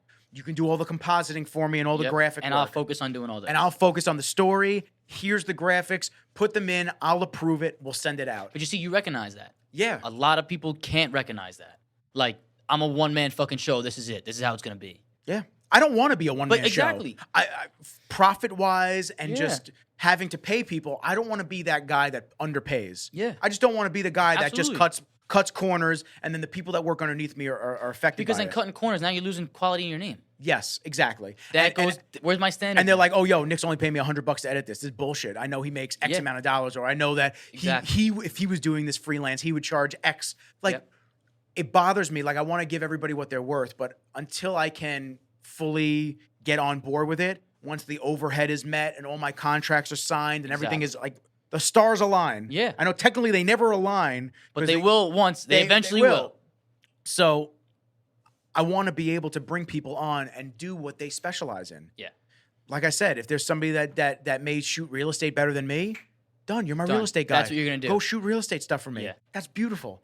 I don't want to have to do things I'm not good at. Yeah. I'd rather outsource it to somebody that specializes in that instead of me just going, oh, well, if I just keep all the profits, I could just do it myself. Yeah. It's like, no. I want the team.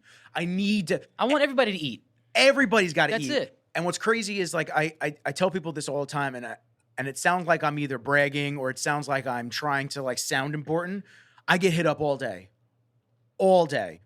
It's actually exhausting because my brain doesn't turn off. I woke up 3 a.m. this morning. I couldn't sleep. I started editing. Yeah. Like, people are asking me, other videographers ask me how to price things. How do I do this? How do I do that? Clients, podcasting. Like, there's a million and one things. Like, and I can't give everybody a time and attention. I just can't. You can't. My brain just doesn't work. Not enough hours in a day. I need some time to shut down and just be able to decompress completely. Be distant. So, like, having people on the team that can handle these busy work things for me. Like, exactly. Bro, there's a guy that I talked about a couple of podcasts ago with Jamal, and I made it a clip, and everyone was laughing their ass off. The dude that owes me money. Yeah. He still hasn't paid me. Yeah. It's been over 2 months. He still hasn't paid me, and he's been dodging my phone calls. Although I get paid, the only reason I do videos with him is because he's known to be like this. The only reason I do videos with him is because it's a very large cut. Gotcha. Comparatively to what I would normally have to charge, and I'd have to edit. He takes all the footage. Gotcha. Just raw footage, give it to me. He takes all the footage, and then he has his team edit it, so I don't have to worry about that. Yeah. And the chunk of change that I get for that job is really good. But now I have to hunt you down for 2 months to pay me. It's not worth it anymore. I might as well have not even done the job. Exactly. And I might as well have been paid a lower rate to do a different job. Just do it all myself. Where I would have gotten the money right then. And I knew I was going to get the money right away. So you have to.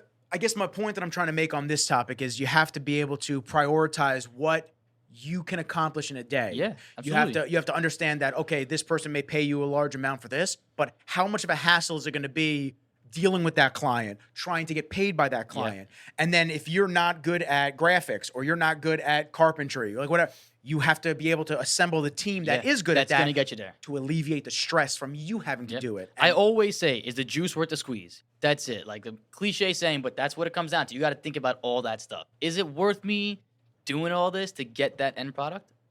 Nah, that motherfucker ain't worth it. Sometimes it's fucking not. He's not worth it. But now you're at a spot where it's like, well, now I need all these other people to help me out because there's no fucking way that I can get all this done myself and still keep my name the way it is. Yeah. So. It's listen, once again, the biggest thing I can like say is that it's a good problem to have. Absolutely. I'm happy that this is the problem I have, and I'm not sitting here twiddling my fucking thumbs like, oh, there's no business. There's no exactly. It's a mindset thing. More money is going out than coming in. It's a mindset thing as well, and that kind of puts us into the next topic, the mindset thing that you were talking about. Yeah. And then we'll get back to the Marines and kind of your experiences. I got a question for you. Am I allowed to take a bathroom break on this? You can take a bathroom break. All right, so we got to run to the bathroom real fast. Go. Where's it at? So it's around the corner. It's around the corner, and then you'll see. Go out there, right, and then left. You'll see it. So as we take a bathroom break, give us a second. Oh, sorry, Kenji. I hit your paw, but I'm so sorry. Oh, stepping on me and the dog? I'm so sorry, bud. That's all right. He's all right. It's a big ass. Sick. Wednesday. Comes Wednesday. Love that. I bought a bunch of canvases. Not cheap, but for like decorative canvases? Like canvases for the office. Oh, nice. For the office, and there's one that I always had my eye on. Welcome back, post bathroom break. I like this one. They're big, so it says abandoned movies. Oh, that's sick. I'm gonna put that in the back of the new podcast studio. That's an old Blockbuster in the middle of nowhere. No shit. I love that. That's tight. And then this one I've wanted since I actually got my office. It's the ship going up a vertical wave, a monster and wave. it says "Smooth seas never made a skilled sailor." Ain't that the truth? Love that one. That's good. And then the quote that I actually used to have in my bio, which was "The harder you work, the luckier you get." I always had that in my bio, and then I'm putting this in the apartment just because I want everyone to recognize when they walk in. I like that. Doormat? No. Oh, it's a canvas. Nice. It's like 40 by 30s. These are big. Holy shit. Yeah, those are big. Yeah. Well, I got to hopefully, once I finalize all this shit with the bigger office, it'll that'd be perfect. It'll be good. All that wall space for sure. I forget what I was saying. Before I left, we were talking about we're going to get into mindset stuff. Yes, so mindset stuff. So for anybody that just entrepreneurship wise, anybody that has even on a creative level for things, it's tough. It's tough to work for yourself. 100%. It's tough. It takes a different kind of person. There's a lot of things that you have to do in a day.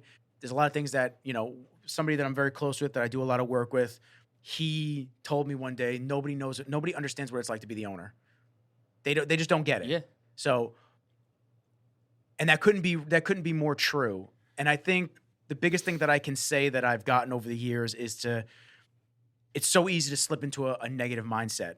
It's so easy to sit there like, oh, this bill's due and this fucking thing is due. And, I think the biggest thing that I've been trying to do, or the largest thing that I've been trying to do as of late, is just think of everything in abundance.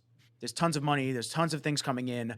Every month since I've started working for myself, if the next month wasn't booked up solid, I'd look and I'd be like, oh, this is fucking bad, man. This shit's not good. I'm not from 1 to 30. I'm not fully booked. This is mad. And then all of a sudden, the month comes and I'm swamped. Like people last minute.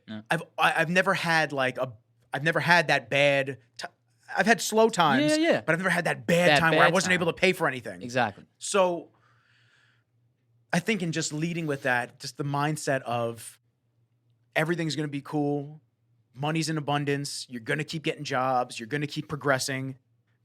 You're sometimes pulled back to go forward 10 spaces. Oh, absolutely. And it happens. It happens. And like attracts like. Yeah, man. Big and time.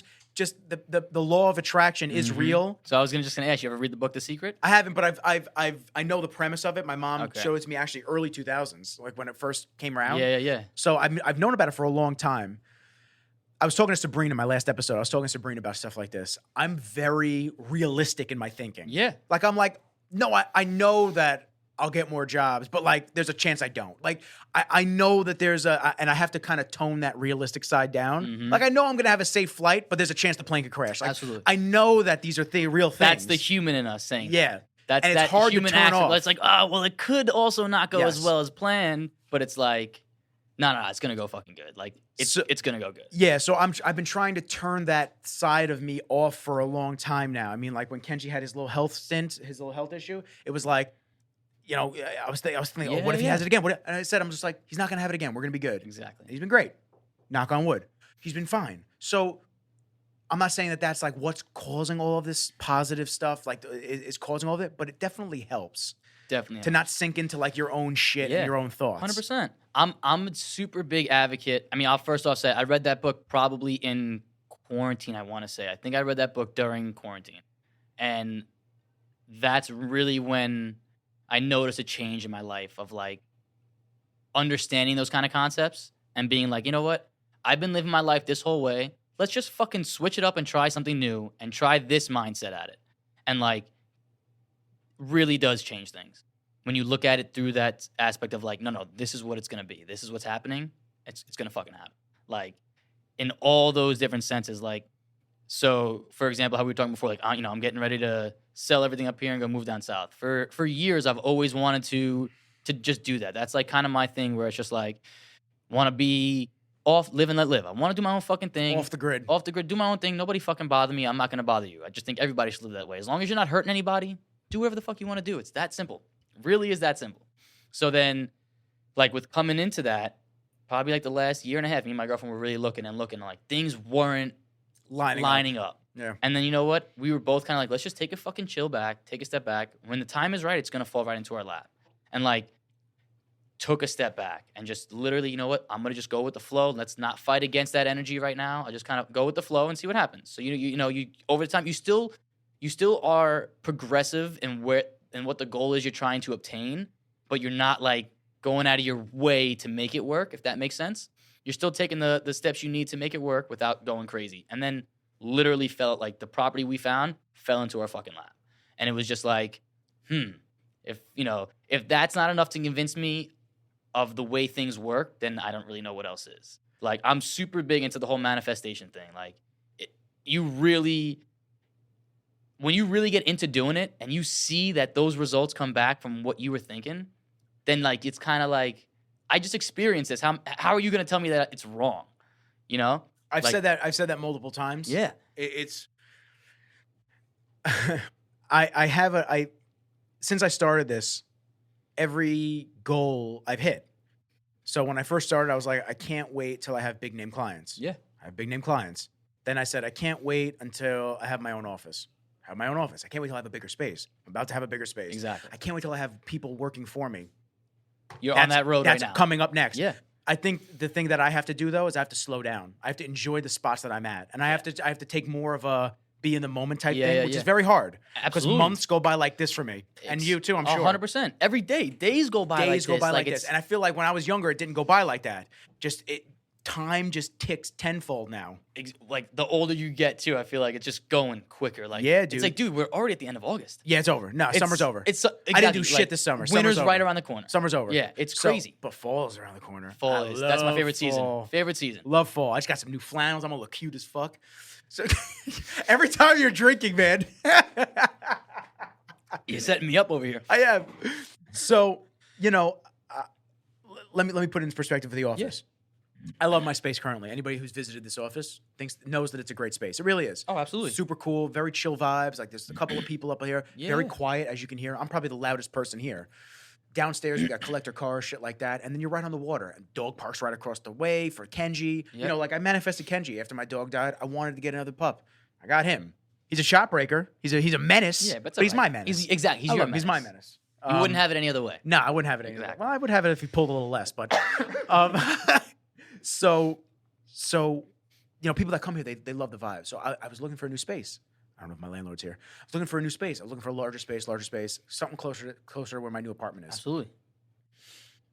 Because my issue is I go to the office in the morning, like now. We do a podcast, or I'm editing, or I'm setting things up, or I'm shooting videos, whatever I'm doing. I come here, and then by 4 o'clock, I try to get out of here because the traffic's just insane. Yeah. So to get back to Huntington Village, drop the dog off, make sure he's walked, then go to the gym by 5:30, 6 o'clock for bevs, then come back. I want to get more work done. Yeah. All my good shit's here.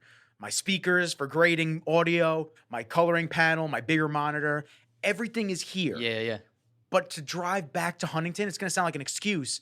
It's just too much. But it's too much, no. Gas, time. Takes me another half hour, 45 minutes just to get here. Then I got to shower after the gym. Yep. So I was looking around Huntington Village, couldn't find anything. And then all of a sudden I looked at this spot that's above, that's across from, I don't want to say where it is, but that's just in town. Yeah. And I'm looking around, and I'm like. Closer than coming out here. 300 feet closer. Exactly. Yeah. So I'm looking at the building, and there's nobody in the corner office. So I'm like, oh, that's pretty cool. I wonder what it looks like inside. So I just walked inside with Kenji, walked up the stairs, and I'm like, oh, this place is empty, and it's dope. So I got the name from the people downstairs, made a call. The guy never called me back. Called him again the next day. He answered. He's like, yeah, I got people looking at it. I go, oh, okay. Well, just let me know if you're interested in doing it. So week and a half goes by. Don't hear anything. I'm talking to my mom on the phone one morning. I said, yeah, I just went back to the place just to look. No one's in there still. I'm looking around. She's just like, hey, listen, if it's meant to happen, it'll happen. Yo, I'm not even joking. I'm on the call with her still. 5 minutes later, I get a call from the realtor. She's like, hey, I heard you want to see the space and this and that. I'm like, that's so strange. Right? So things just do happen for reasons. Absolutely. You meet people, you have experiences throughout your entire life, and these things shape us. And that's what it's all about, dude. I tell people all the time, I'm in this for the experiences. Like, that is it. I'm trying to live as long as I fucking can and experience as many things as I can in that time. And that's it. I don't want to be doing that fucking same shit every single day because then what the hell am I experiencing? Nothing. It's exhausting. It's exhausting. You're just literally, you're a fucking robot going through the motions every single day. I'm doing the same thing every single day. Where it's like, nah, I want to do something different. I want to go experience it. There's so many things out there to do in this life. And it's like, just go fucking do it, bro. I'm like, yeah, money. Listen, I like, even I have a problem with because obviously everything is on the shoulders for the business, and I'm buying all the gear, and I'm funding everything, and it's on me. I have trouble being able to disconnect, getting away, going on vacations now, because when I first started this, it wasn't what it is. Now I have so many people to answer to client wise that I have to make everybody happy. Yep. So that was kind of like the reason I'm going to Nashville now at the end of the month with the boys. It's like my two other boys, Gabe and Tyler, they just wanted to go with me, just take me for my birthday. Like, we all just wanted to go have a good time. Yeah. And I said, you know what? Tyler's been wanting to go to Nashville. Gabe was down to go to anywhere. So I said, you know what? Let's just fucking go. Let's just do it. Like, whatever, dude. Like, the money's going to come back. I don't care.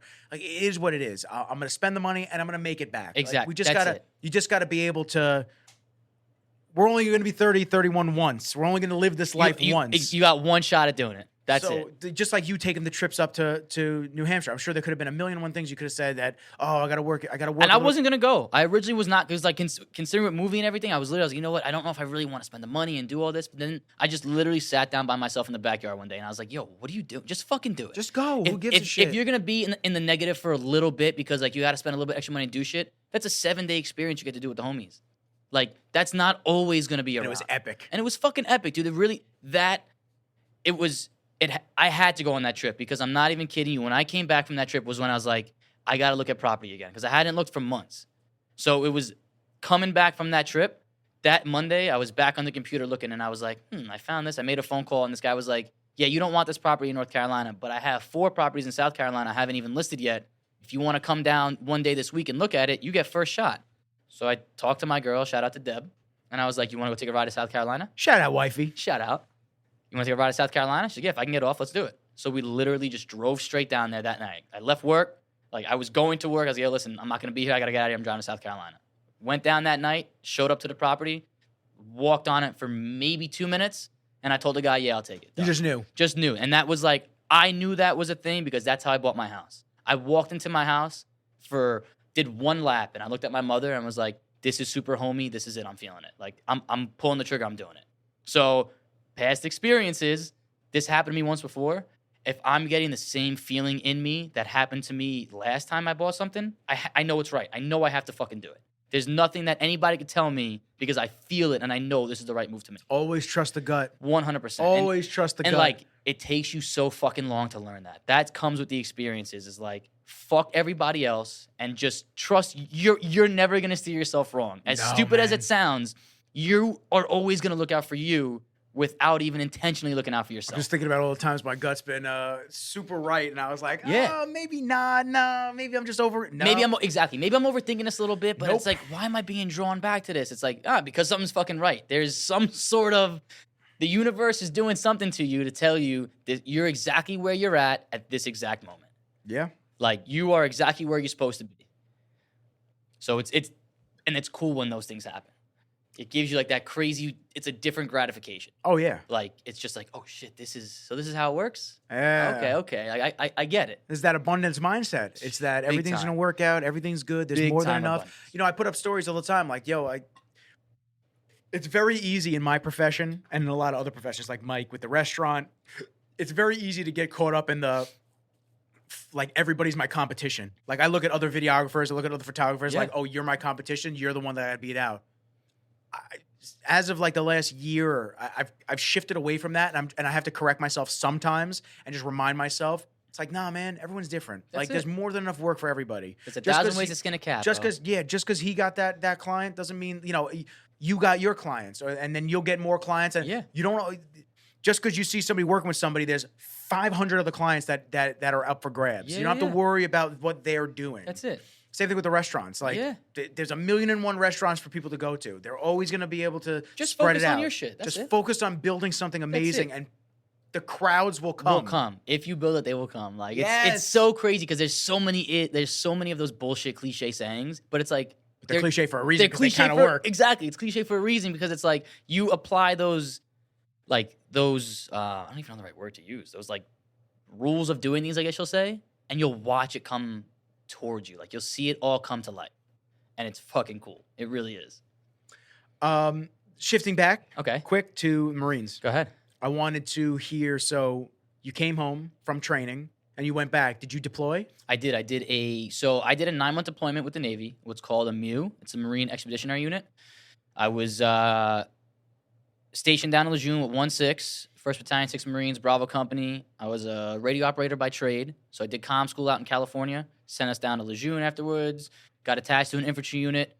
Got sent to an infantry company, and then pretty much I was in charge of literally all their communications. Me and my other boy, it was 2 of us for a whole company. I think our company was like 215, 230 guys, something like that. We had big responsibility. Yeah. We had what do we have? 1st, 2nd, 3rd, 4th weapons. We had 5 platoons.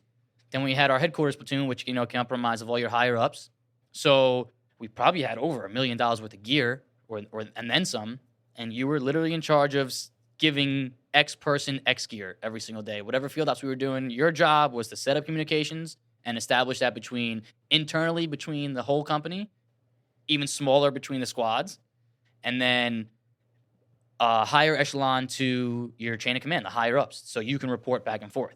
So our deployment we did a 9-month float, which was fucking cool, man. It really was. I got the worst part about joining the Marine Corps is, you sign up to be a fucking war dog. That's what it is. And if you don't get to do shit, it sucks. It is what it is. But I still had a fucking experience, bro. I've been to 13 different countries. Like, I've seen a lot of fucking shit, done a lot of training, did a lot of cool shit. And I wouldn't take it back for the world. Met the greatest people I've ever met in life, were from the Marine Corps. Homies that I still talk to every single day. My boy Brandon said about the Army, you can't, a different type of bond. It's a different type of bond because it really is, whether you get to go down and put rounds downrange or not, you're trained to, my guy on my left and my guy on my right, that's what I'm fucking here for, period. And you don't know these dudes from a fucking hole in the wall when you first get there. You don't know nobody. But you just develop that instant bond where it's like, I'm going to have his back and his back because I both know that they have my back, no matter what. We're all looking out for each other. And, you get those lifelong bonds. Easily the coolest part about it. You just throw these guys from all over the country in this one location, and you all just get together, which was sick. It really was cool. The boat life, kind of shitty, I guess, because it's like you're on a fucking boat. There's only so much you can do every now and then. It's just when you're sailing to wherever the next location is, you're kind of just we'll kick little classes for their comm shit and do little small stuff. But we were playing spades and fucking gambling the whole time with each other, doing bullshit and just going back and forth on the ship, which was fucking cool too. So it definitely had its positives to it. But so when you're setting up comms, where were you stationed setting up comms? Was it active war zones? So I did. We were Iraq we were on an Air Force base for the most part. We were in Ali Salim over there. So we kind of were on the Air Force base. It was, when I was in, it was when the whole ISIS thing really started happening. It was started popping off. So we sat off the coast of Syria for about 8 or 9 weeks on the ship. Maybe 20 miles off the coast. Are you just listening to what's going on? Yeah, we're literally, the whole point of a MEU is you're just the ready force. Because if something happens overseas and there's nobody else in that area, you're supposed to be the quick release force ready to go. You guys are the first ones there instantly. It's just show of force, technically. So we were just kind of floating there, doing back and forth. Nothing really happened. Then some other shit kind of was going on. So all right, we're gonna sail through the Suez. We're gonna go sit in Kuwait at an army base in Kuwait, Camp Buehring. Let's go chill out over there, and we'll just be there just in case. So it was a lot of that. It was a lot of just sitting there being in case. But then there was places we went to Greece, earlier on. We went to Spain first. We left from Virginia, sailed right over to Spain, and we trained with the Spanish Marines for like 3-4 days. And it was fucking sick, dude. Like, actually getting to be now, you have the United States Marine Corps, and now you have like the Spanish Marines. Like, now we're just alliances hanging out in the field with these guys, like doing all like cool yeah, dudes. cool fucking dude. The Greek Marines were my favorite. Those guys were fucking badass because they go to the field and it's like a camping thing for them. They're training, but they're also drinking wine and having a fire at night and kind of like having that. They dial that military thing back a little bit where it's like, yeah, no, we're still people. We're still gonna kind of enjoy it. Where it's like the Marine Corps is not fucking like that. You're training in Camp Lejeune. Fuck you and your needs. Yeah, dude, exactly. You better have a red light on and like keep that shit kind of like covered. And I don't want to see fucking nothing. It's darkness, no fire, none of that shit. You don't get a fucking tent. You're gonna pitch a little lean-to off a tree and just sleep under that. Where it's like, nah, these dudes were chilling, like having a good time. So they were definitely very cool. Spent spring break 2014 in Oman, like just doing some training out there, like middle of nowhere, just training. Lot more bullshit though, it is just a lot. I didn't realize how much bullshit was involved until you get in. And like you just a lot of like the political bullshit where it's like we just want to fucking do what we got to do and that's it. Where you deal with too much of the bullshit. And you didn't want to continue afterwards? I did. I really did. I wanted to re-enlist and be a drill instructor. Was my thing that I wanted to fucking do since like I was in boot camp. But they got super political, man. We call it Mothers of America, is what we would say, where it's like the generation of the kids that like hazing is part of the Marine Corps, dude. Like you earn your like. I got promoted to corporal on my deployment, and my entire company lined up, and I just had to walk through and get my knees blasted to earn my blood stripes, like because you get a red stripe on your pants when you become corporal as an NCO, so they call it a blood stripe. That's what it is. Part of that fucking journey to getting it is your company knocking your fucking knees out, dude. That's what it is. Just knee in your legs. Part of the brotherhood of going through it. The Marines before you went through it, now I'm going to earn that shit and get it myself.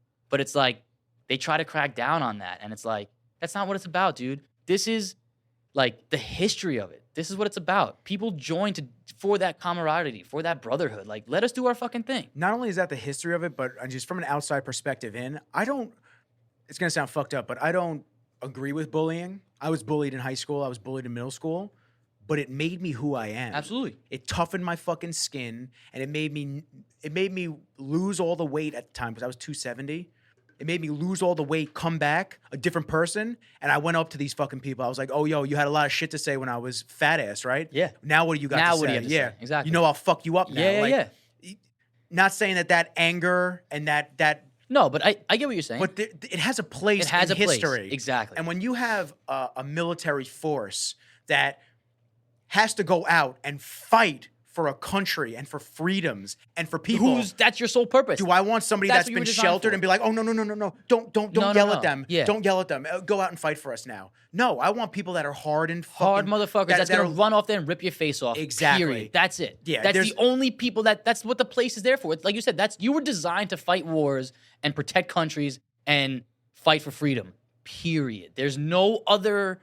You can't add in all this other bullshit. Oh, it's like, well, like maybe you shouldn't be going about it that way. No, dude, fuck you. We're gonna be inclusive about this. It's like, nah, dude. You think the other superpowers in the world are being inclusive about anything? No fucking way. They know exactly what they have to do to be the strongest force and what we're shortcomings in now. Exactly. It's scary, dude. 100%. Have you seen the ad for the Russian military and then the U.S.? I haven't. Is it recent, like newer? Oh, I'll show you off camera. Okay. It's brutal. I'm actually gonna key it up because I'm gonna forget if I don't.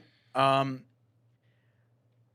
feel like I did see one recently that was super. I don't want to use the wrong terms here, man. It was super woke, I guess. That's probably the best term to use. It's very God, it's just very falsified. Military versus American military. And you know what it is, dude?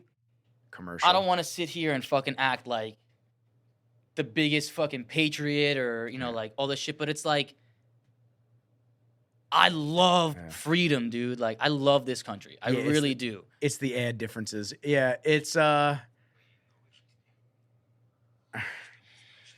don't even know if I should play this. You're gonna get me worked up.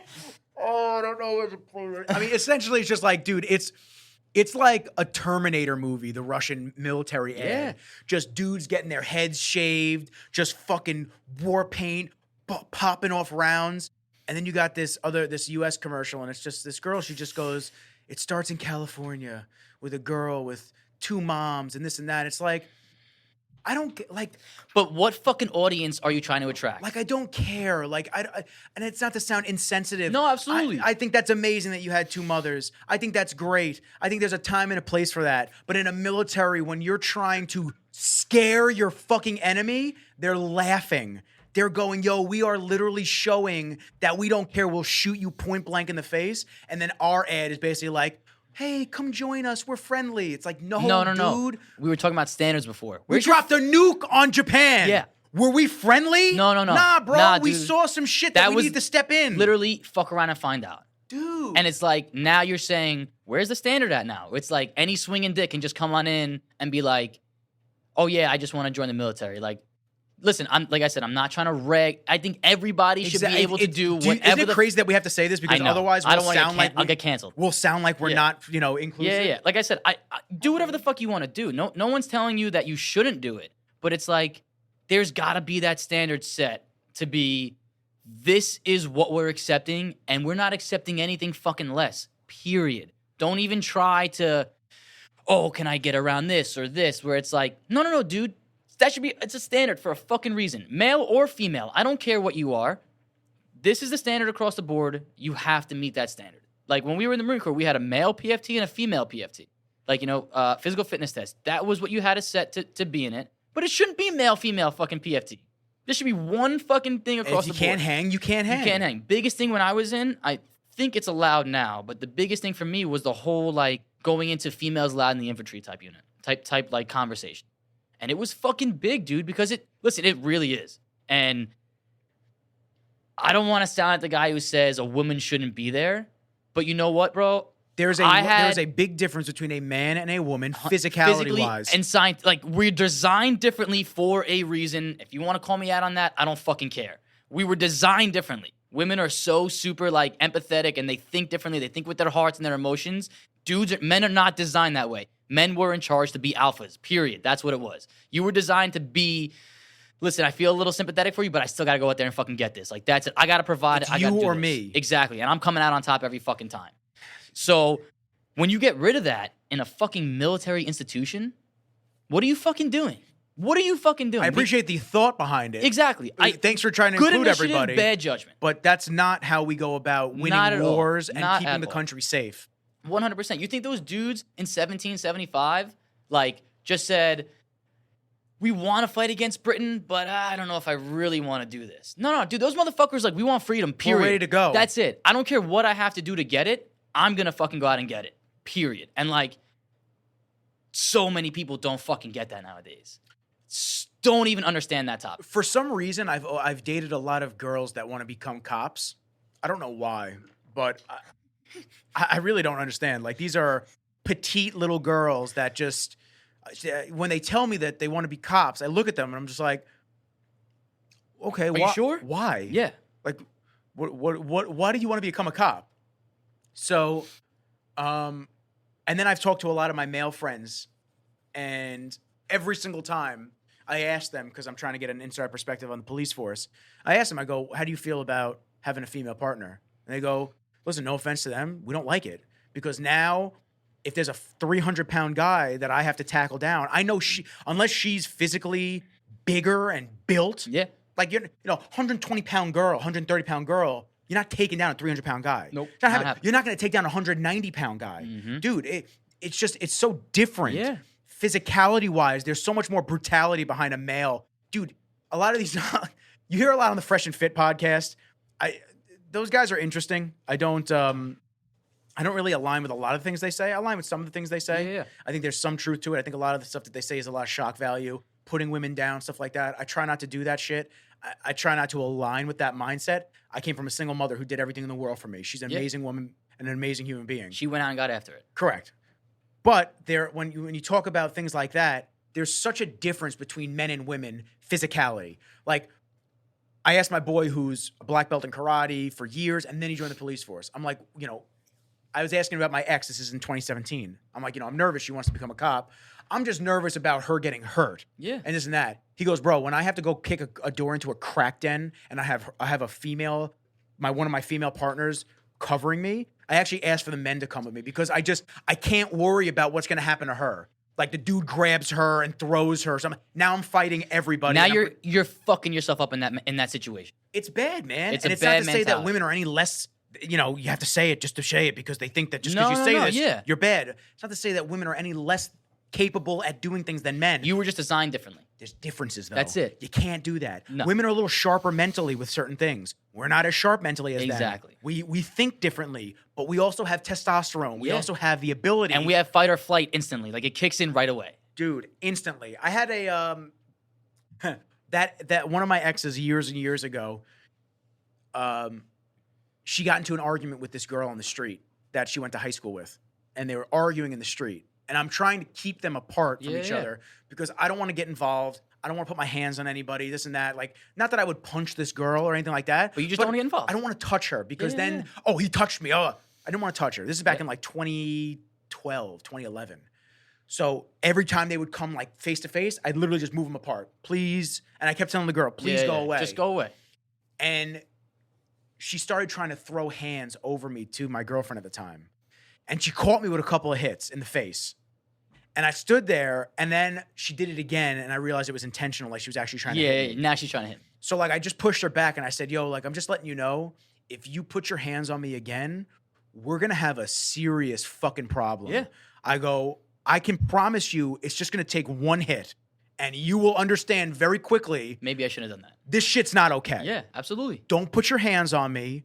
Walk away. Yeah. She got the hint. She walked away. For some reason, some people think that, argument-wise, no one's going to touch me. No one's going to do shit to me. Nah, yo, keep your fucking hands to yourself. I don't know who you think you are. Yeah. Because you will be humbled very quickly when you actually get into that altercation. But it's the same thing with women in some type of a role that requires physicality on a fighting level. For the police, Marines, stuff like that. It's all fun and games joining that shit until people are actually trying to kill you. Yeah. Until they're trying to put their hands on you close combat or until your life's actually threatened. Are you able to stand your ground and pull the trigger or cock back and throw that punch? I'm going to say most can't.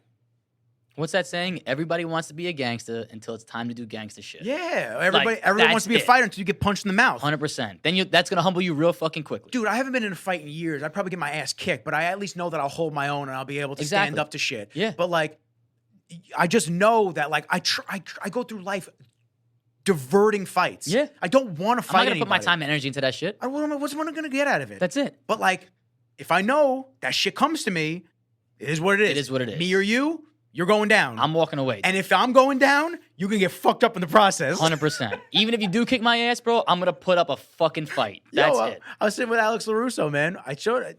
Bro, my pepper spray's right there. Yeah, bro, that's it. Ready to roll. I got pepper spray on me at all times, especially when I walk the dog. If another dog's off leash and it comes running at us, yeah. I know Kenji will fuck him up. But I also don't want him to get hurt in the process. Exactly. I'd rather spray the dog, spray the intruder, whatever, and then deal with that shit later. Yeah. I keep my knife on me usually. I actually didn't bring it today. It's the first day I haven't worn it in a while. I used to have a knife on me. I don't want to be caught unprepared for anything. Yeah. But if it happens and I have it on me, I at least know I have a chance. You ready for a good one? Good Marine Corps quote. Yeah. Prior proper planning prevents piss poor performance. Yes. The 7 Ps. And I'll never be a sitting duck. Like, I tell people that through and fucking through. I will always be prepared. No, even if it's never gonna happen. You know what? I'd rather it never happen and I'm prepared. And prepared for it. Where's the harm in that? And like, that's such a hard concept for people to get to. What's the quote? I'd rather, Kenji, that's my camera. Don't do that. Okay, I know you're too big. Don't worry. We're going to get a bigger space soon. Kai Green also says that too. Proper preparation prevents poor performance. Yeah. So similar. Very Absolutely. similar. But that's what it is. Like, I'd rather be prepared and nothing ever happen than I'm fucking caught up the creek without a paddle, bro. And now I'm like, now what the fuck do I do? Yep. That's why I'm trying to finish off the gun license to have that on me. I was just going to say, dude, I do a lot of, not a lot of traveling, but, I do a fair amount. I'm a big driver. I don't fly only because I'm a very big advocate of I need to be in control of the situations at all time. If I guess that's not selfish, but like, I don't want my life to be in your hands. I want to make sure I always got control over everything myself. So I do a lot of driving. If I'm going anywhere, there's always going to be a pistol in the center console, bro. I don't care.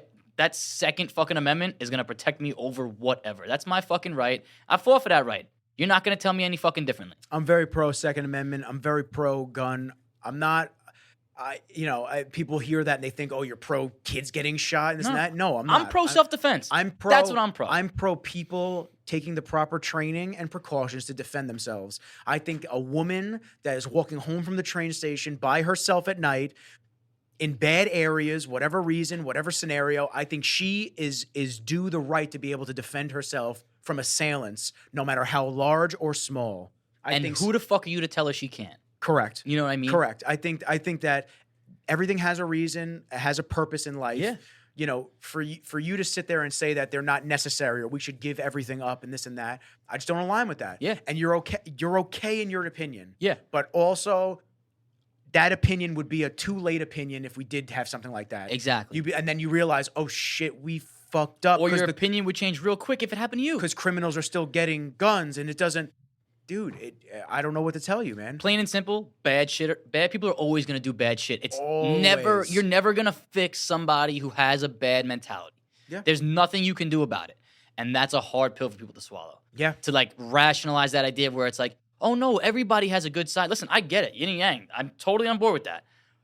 Sometimes just people got that darkness a little bit heavier. Yep. And it is what it is. Mass murderers. That's why you get shooters. Exactly. That's why you get stuff like that. It is what it is. But you know what? If that's the case, I got to be able to have a level out the playing field, bro. Correct. That's it. That's all I'm asking for. I'm not saying that give me a gun, I'm going to go out and do bad shit. I'm just saying that if something approaches me, I'm taking care of myself. You at least have the ability to defend yourself. Exactly. I have the ability to make the playing field level. Yep. That's it. And like, it's such an astronomical thing for people to think about. I know, it becomes a tough conversation. I mean, I don't like the NRA because I feel like they have a lot of agendas behind them, so I don't fuck with people like that. I don't fuck with the lobbyists and congressional guys on any side of the field. Yep. I just firmly believe that, listen, if you're going to have a gun, you're going to have you have the right to carry something, which everyone should.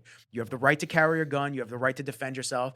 You also should have that right to go train. Absolutely. Train your dick off. Yeah. Know that instrument inside and out. I had a conversation with a buddy's girlfriend. She leans a specific way. I'll say it like that. And she's also a teacher. So after the last school shooting, she's very ban all guns. Nobody should have a gun. And I just said to her, I was like, I think that everyone should have a gun. Like, why do you think that there's less mass shootings in areas where there's more guns? Generally speaking, more shootings and mass shootings happen in areas that are gun-free. Absolutely.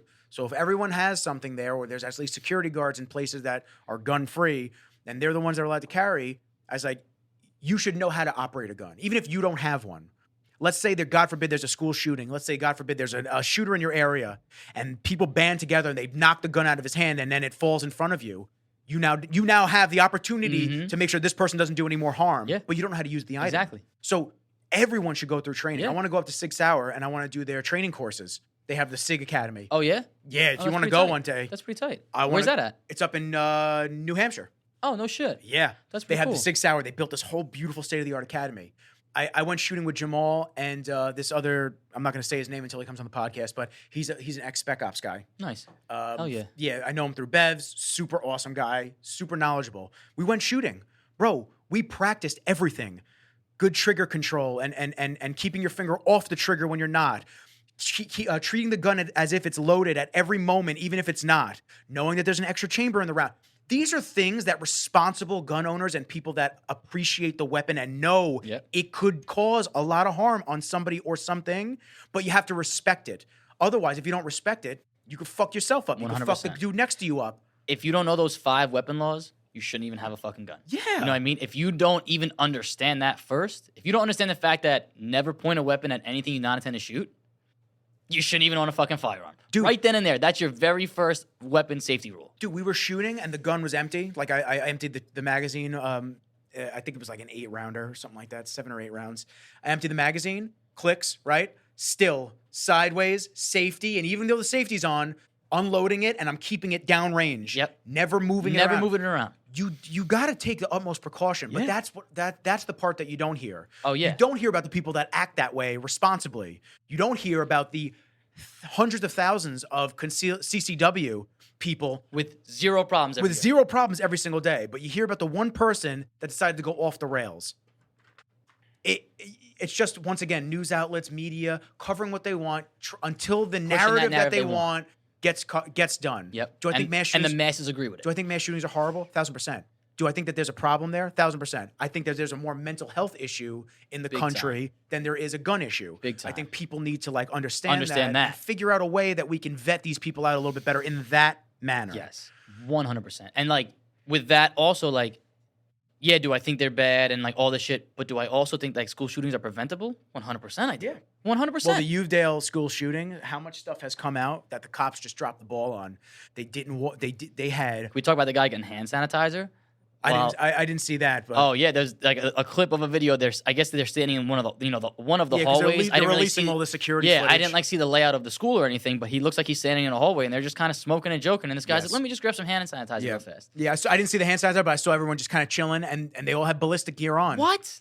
Dude, are you fucking crazy, dude? You had parents outside ready to go in, and they were disarming the parents who had concealed carries. They were disarming the parents and not allowing them to go into the school. Bro, if my kid's in there, I don't give a fuck who you are. I don't give a fuck you ain't stopping me for shit. Yep. I'm going in there and I'm blasting this motherfucker to the 9th level of hell. 100%. And if I'm failing, at least I failed trying to save somebody. At least I fucking tried.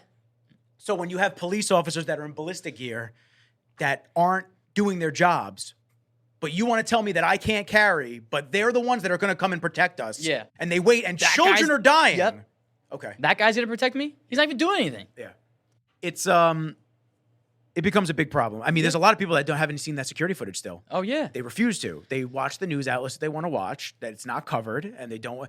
And it's just all on the shooter. Yep. No, control your brain. Yeah, learn about everything that happened, and if you hear something, do the research on it. Yeah, get all the details. Don't just compile a result. Get all your details first before you actually progress and say what you want to say about that topic. Yep, that's it. And it's horrific, man. And I just, like I said, I just think that there's more of a mental health issue across the country. I know that the Supreme Court struck down the New York State being so harsh with concealed carries. And then, of course, the governor came out with... Our unelected governor. Yeah. She was actually in Huntington the other day. I wish I saw her. I would have had a lot to say. She already came out with a ton of rules combating that, where you can't carry here, you can't carry here, you can't do this, unless the business says that it allows concealed carries, you're not allowed to bring that. What? That's not the point. That's not the point. You're defeating the purpose of it. Defeating the entire purpose of being able to protect others and yourself. God forbid there's something. There's a ton of news articles out there of concealed carry permits holders protecting and shutting down a mass shooter. Yeah. Because they're about to kill everybody in the vicinity. Those stories don't make in the Of course they don't, because it doesn't fit the narrative. It doesn't fit the narrative of what they want. So, they came out with a lot of the rules. Some of the rules were you have to have something like 18 to 20 hours of in-classroom training. Love that. I agree 100%. I think you should have range time every month. You should do an annual course. Every month or annually, whatever it is that you have to go and you have to refresh your knowledge of it. Absolutely. Just like driver's license. Dude, I agree wholeheartedly with that. Just like driver's license should be that. Exactly. Because you can never have enough knowledge. Never. You know what I'm saying? Like, same thing. I completely agree with the fact that you want to have a handgun. Dude, do a test once a year. I'm not asking you to shoot from fucking 1,000 yards out. Do a 30-yard fucking course and just show me that have an instructor. Show me you're still responsible enough to handle that firearm. Yes. That's all I'm asking. And I agree tenfold. What's the problem with that? But then they get into the ridiculousness of, then we need to check all your social media accounts. I think providing more on the line of caution, you can look at people's social medias and just be like, okay, we're good. No, they want to dig through everything. Yeah. You guys do that now anyway. Yeah. I'm fact-checked on everything I put up. Don't you guys do this? I don't know. And then a rule and then a long list of just ridiculous things that don't help anybody. No. What it's meant to do is deter you from even wanting to go through the process. Exactly. Now it's like, fuck, it's going to take me a year and a half to do this? I don't want to fucking do that. Oh, dude, if I put my pistol permit in now, you're not getting fingerprints until like March, April of next year. And you're Suffolk County? Or you're still Nassau? Nassau. Yeah. And so when I did it when I was in the Marine Corps still, because I was fortunate enough to have like the ability to still do that. I got in 3 fucking months, which the guy was like, oh yeah, listen, you're active duty. I'm going to just push you through real quick, just to get it done. So I was fortunate enough to have mine done so fast. But now I'm about to go to a fucking state where you do whatever the fuck you want. Yeah. You know what I'm saying?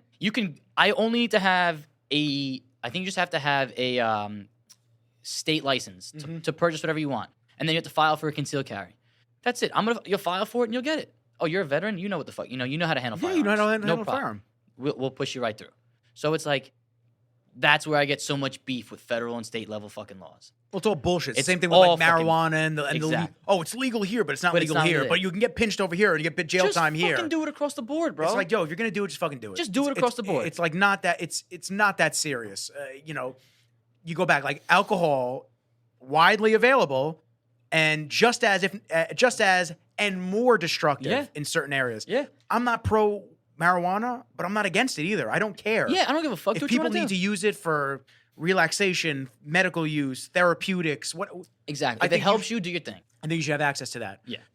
Because if you're going to place the same laws on stuff like that, you should place the same laws on alcohol. Definitely. Because it does as much. Just as much. How many fucking DUI deaths are there probably a year? Dude, it is insane. Yeah. It's insane. It's insane. That, I was talking to it just pops up. I was talking to somebody recently, and they had mentioned like, yeah, they got a new car and this and that. And they're like, yeah, all the information's up on the screen, this and that, blah, blah, blah. And it's just a little easier to drive, if I drive home drunk or something like that. And I just said to the person, I'm just like, don't drive home drunk. Just don't do it. Just Uber. Like why would that even be a thought process to you?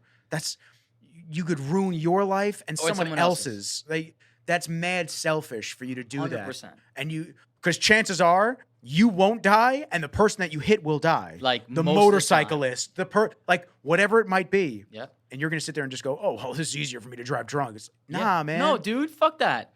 Yeah, nah, don't drive drunk. Zero tolerance policy on that. Without a doubt. My homie, one of my best friends in the Marine Corps, that's how he had passed away, unfortunately. Oh, really? Yeah, in Florida. It wasn't confirmed, but he was my homie. I knew how he was. If he got a little banged up, he was driving a ride, and it was what it was for him. You know what I mean? So ever since that day, I was just like, fuck that, never, no way. I don't play that game, man. It's not even worth it, dude. I do 20,000 miles a year at least on my car. I do not have the time. Nope. I don't have the patience. I'll fucking Uber. Yeah. I'll Uber or I'll stay where I'm at. Exactly. I'll stay where I'm at or I'll spend a couple bucks. Another reason why I got Huntington Village. Like, I'm not a big drinker. Yeah. But it's to be able to go out and drink and walk home is beautiful. Exactly. No harm, no foul. And now you're going to have your whole huge land plot. Yeah. That's it. I'm going to do a little sober stint again anyway. I did a little sober 100-day challenge at the beginning of the year. Just 100 days straight sober. So now I was like, fuck it, I want to do it again. So I'm going on. You feel good? Felt, dude, no bullshit. The best I've ever felt, in all honesty. Every single day, you felt the progression of just feeling better and feeling better, everything. And, I went from, I used to dip, smoke cigarettes, smoke weed, drink, not heavy, everything in moderation. But that's 4 vices that I just cut out right away. And in one day, just stopped everything. 100 days straight, felt fucking great. I love that. Then I, smoking a little bit again. I still smoke, but now it's just I'm going on an annual camping trip. Me and all my childhood friends, we do it every single year. Going again this weekend, Thursday to Sunday. And I said, as soon as I get home, done. Cutting everything out, going sober. Because now I wanna be fully clear-headed. When you go to this new area. And me and Deb are going to do a little traveling first. We decided, let's go enjoy some things that we both haven't seen yet. While we still can. No kids, we're young and everything. Let's go enjoy a little bit of things. Go see some shit. And then we'll make our way back down south and we'll start doing what we want to do. That's awesome. But it's I want to be focused 100% clear on the tasks ahead. And that's it. And it really did feel incredible. Cool. Which was the coolest part about it. We still got to get you driving on the Robert Moses. On the bike. Sunset. We still got to get that clip before you leave. Definitely. Because that'll be gangster. Oh, yeah. That's the best bridge, too. Yeah, I love that bridge. For some reason, riding, that is the best fucking bridge to ride. It's a good time. We just got to get somebody to drive me in the back of a flatbed or something. Yeah, and I'll be able to hold the camera. Yeah, that'd be tight. It'll be sick. Yeah, I'm definitely down for that. And then what? You're out of here in September? We're aiming for it. So now I have the appointment I have today. I have the buyer who's buying the house, their home inspector. He's coming today. Cool. So crossing fingers, everything goes good on that. Once the inspector does that, hopefully just roll into a contract. I think, what is it, second week of August now. So they're probably saying it'll probably take a couple weeks to get in. Mm-hmm. But we're aiming for hopefully second, third week of September, depending on, it's no rush, realistically. It's when the stars align and everything is ready to roll, then we'll get going. Got a cousin up in Utica. We're going to go visit him for a little while, try and see if we could do Niagara Falls from the New York side without crossing over. Try to see what we could do. And then we're going to take a trip out west. So do the Grand Canyon. My girl's sister lives in Vegas, so we're thinking about maybe popping over, possibly seeing her, doing stuff like that. And then I want to hit Joshua Tree because it's right there. I've never done it. Everyone says Joshua Tree is sick. So maybe do that and then make our way back across. Cool. You got to enjoy it. You know what I mean? Like, we're already there. Are you doing the bikes? No, out west. I'm gonna leave the bike home. Okay. Because I'm gonna go. We're actually hopefully picking up a camper next weekend. I'm looking at one down south right now. I just put a deposit on it. Getting the camper, just loading the camper up, getting it all solar, ready to roll, and then just going and do the off-grid thing. Yeah. Pumped. Change your lifestyle totally. That's a 180, bro. I thought if you told 23-year-old Zach like where you'd be today, I would have never I joined the union and I said, well, this is gonna be my life for the next 30 years. I'm gonna just fucking grind every single day. I got the house with the fence, gonna have a family, everything gonna stay here. And then it was literally 2 years ago. I thought I'd be the corporate kid. Whoosh. Yeah, exactly. And I was like, fuck this. Now, when you learn to sit back and just kind of go with the flow, you'll see your path will just straighten. It goes itself. It literally does it all on its own. I tell everybody all the time. I just pick the camera up. Like everyone goes, "Oh my God, you're so lucky to do what you love." And it's like, it's not that I don't love it. It's a business. So everything that you love that turns into a business becomes not a headache, but it becomes a business. So you have to like monitor it. It's like it's not as easy as when I just started and I was just making things and I didn't have to worry if they were like exactly what the client wanted. I kind of just winged it. But you're able to, you kind of just fall into things. Yeah. Like I just picked the camera up. I was good at it. And like, that was it. Now it's my that's career. it. It worked. It's that's weird. it. Exactly. It's weird how that works. It's weird how that works. I had no intention of ever doing anything in photography, video, never. And here we are. Yeah, that's crazy. So what did you go to school for when you went to school? I went to school for public relations. No shit. Yeah, which is why I always correct my boys yours and yours, Yeah. and they're like, shut the fuck up, Nick. I'm like, nah, man, say it right. Say it right, dude. Say it right. I'm a huge advocate of use the right fucking word because we can get talking to changing definitions in the year 2022 because that's what it's all about. That's true. Yeah. Use the word was created for that. That's what it means. Use the right fucking word. It has a word for a reason. Mad basic. Mad basic. You didn't even need to go to college to learn that. You learned it in elementary school. That's literally what it is. This is what this means. Just use the right fucking word. It's not that complicated. Well, I used that, but I meant like this. So then use the fucking word that you're meant to say it with. Yeah, mad easy, man. Don't cut a corner and just use the right fucking thing. Yeah, I can't stand the text talk and shit like that. I actually wanted to sending voice notes now. Yeah, it's way easier. But yeah, man, that's what I just went to I went to school for public relations, and it just, listen, the podcast makes it a little easier to take a lot of the ahs, like I catch myself saying like. I try to catch myself not using that anymore, and I just said I know the ums are hard sometimes. Yeah, the ums are hard because it's like the mouse moving faster than the brain's going. Yeah, but I've learned to be able to pause, not say anything, give a little bit of dead air, and then speak once I collect my thoughts. Yeah. So this podcast has definitely taught me a lot, and it's going to continue, man. Oh, yeah. I think you're episode 36. Oh, hell yeah. Episode 36 with my man Zach. So hell yeah, dude. We got a little time before you leave. Yeah. And I'm excited to get that footage with you. But first and foremost, I want to thank you for coming down. Oh, dude, I appreciate you having me, man. This is the first time I've ever done anything. Very, very, very cool. 2 hours and 10 minutes. Wow. 2 hours and 10 minutes. It goes by like goes that. by quick. Goes by like I could that. ramble, dude. It's like I could talk. It's just. Well, I'll tell you what. Once you go down south and you live there for a little while and you come back, we're gonna have a whole nother podcast just about that. Talk. Yeah, dude, I'm always down. So I appreciate you stopping by, and I'm trying to think what else. If you guys want to follow Zach's journey down south, plug the IG. Give it. I think it's just Zach.Liguori on Instagram. I think it's what it is, probably. So I'm gonna check. Yeah, check it out. My girl's gonna be doing all the social media stuff. That's like she's all about Liguori, that. Liguori. She's all about that stuff. So she'll be doing all that. But yeah, it's gonna be cool, man. Just doing something different. I'm excited to watch the progression of life for you down there, and I wish you all the best, brother. I appreciate that, Nicky. I appreciate that. On that note, episode 36. I appreciate y'all for listening and staying tuned. I think next week or later this week, we're gonna have Jamal and Big Baby Miller come on. Yeah, that'd be so tight. We'll see what happens, and just stay tuned as usual. Share it with friends and family. If you like something that we said, if you don't like something we said, sorry, it is what it is. We love you anyway. That's it. Even if you hate us, we love you anyway. No hard feelings. And one last footsie. One last footsie. But on that note, I want to thank everybody again, and peace. See you guys later.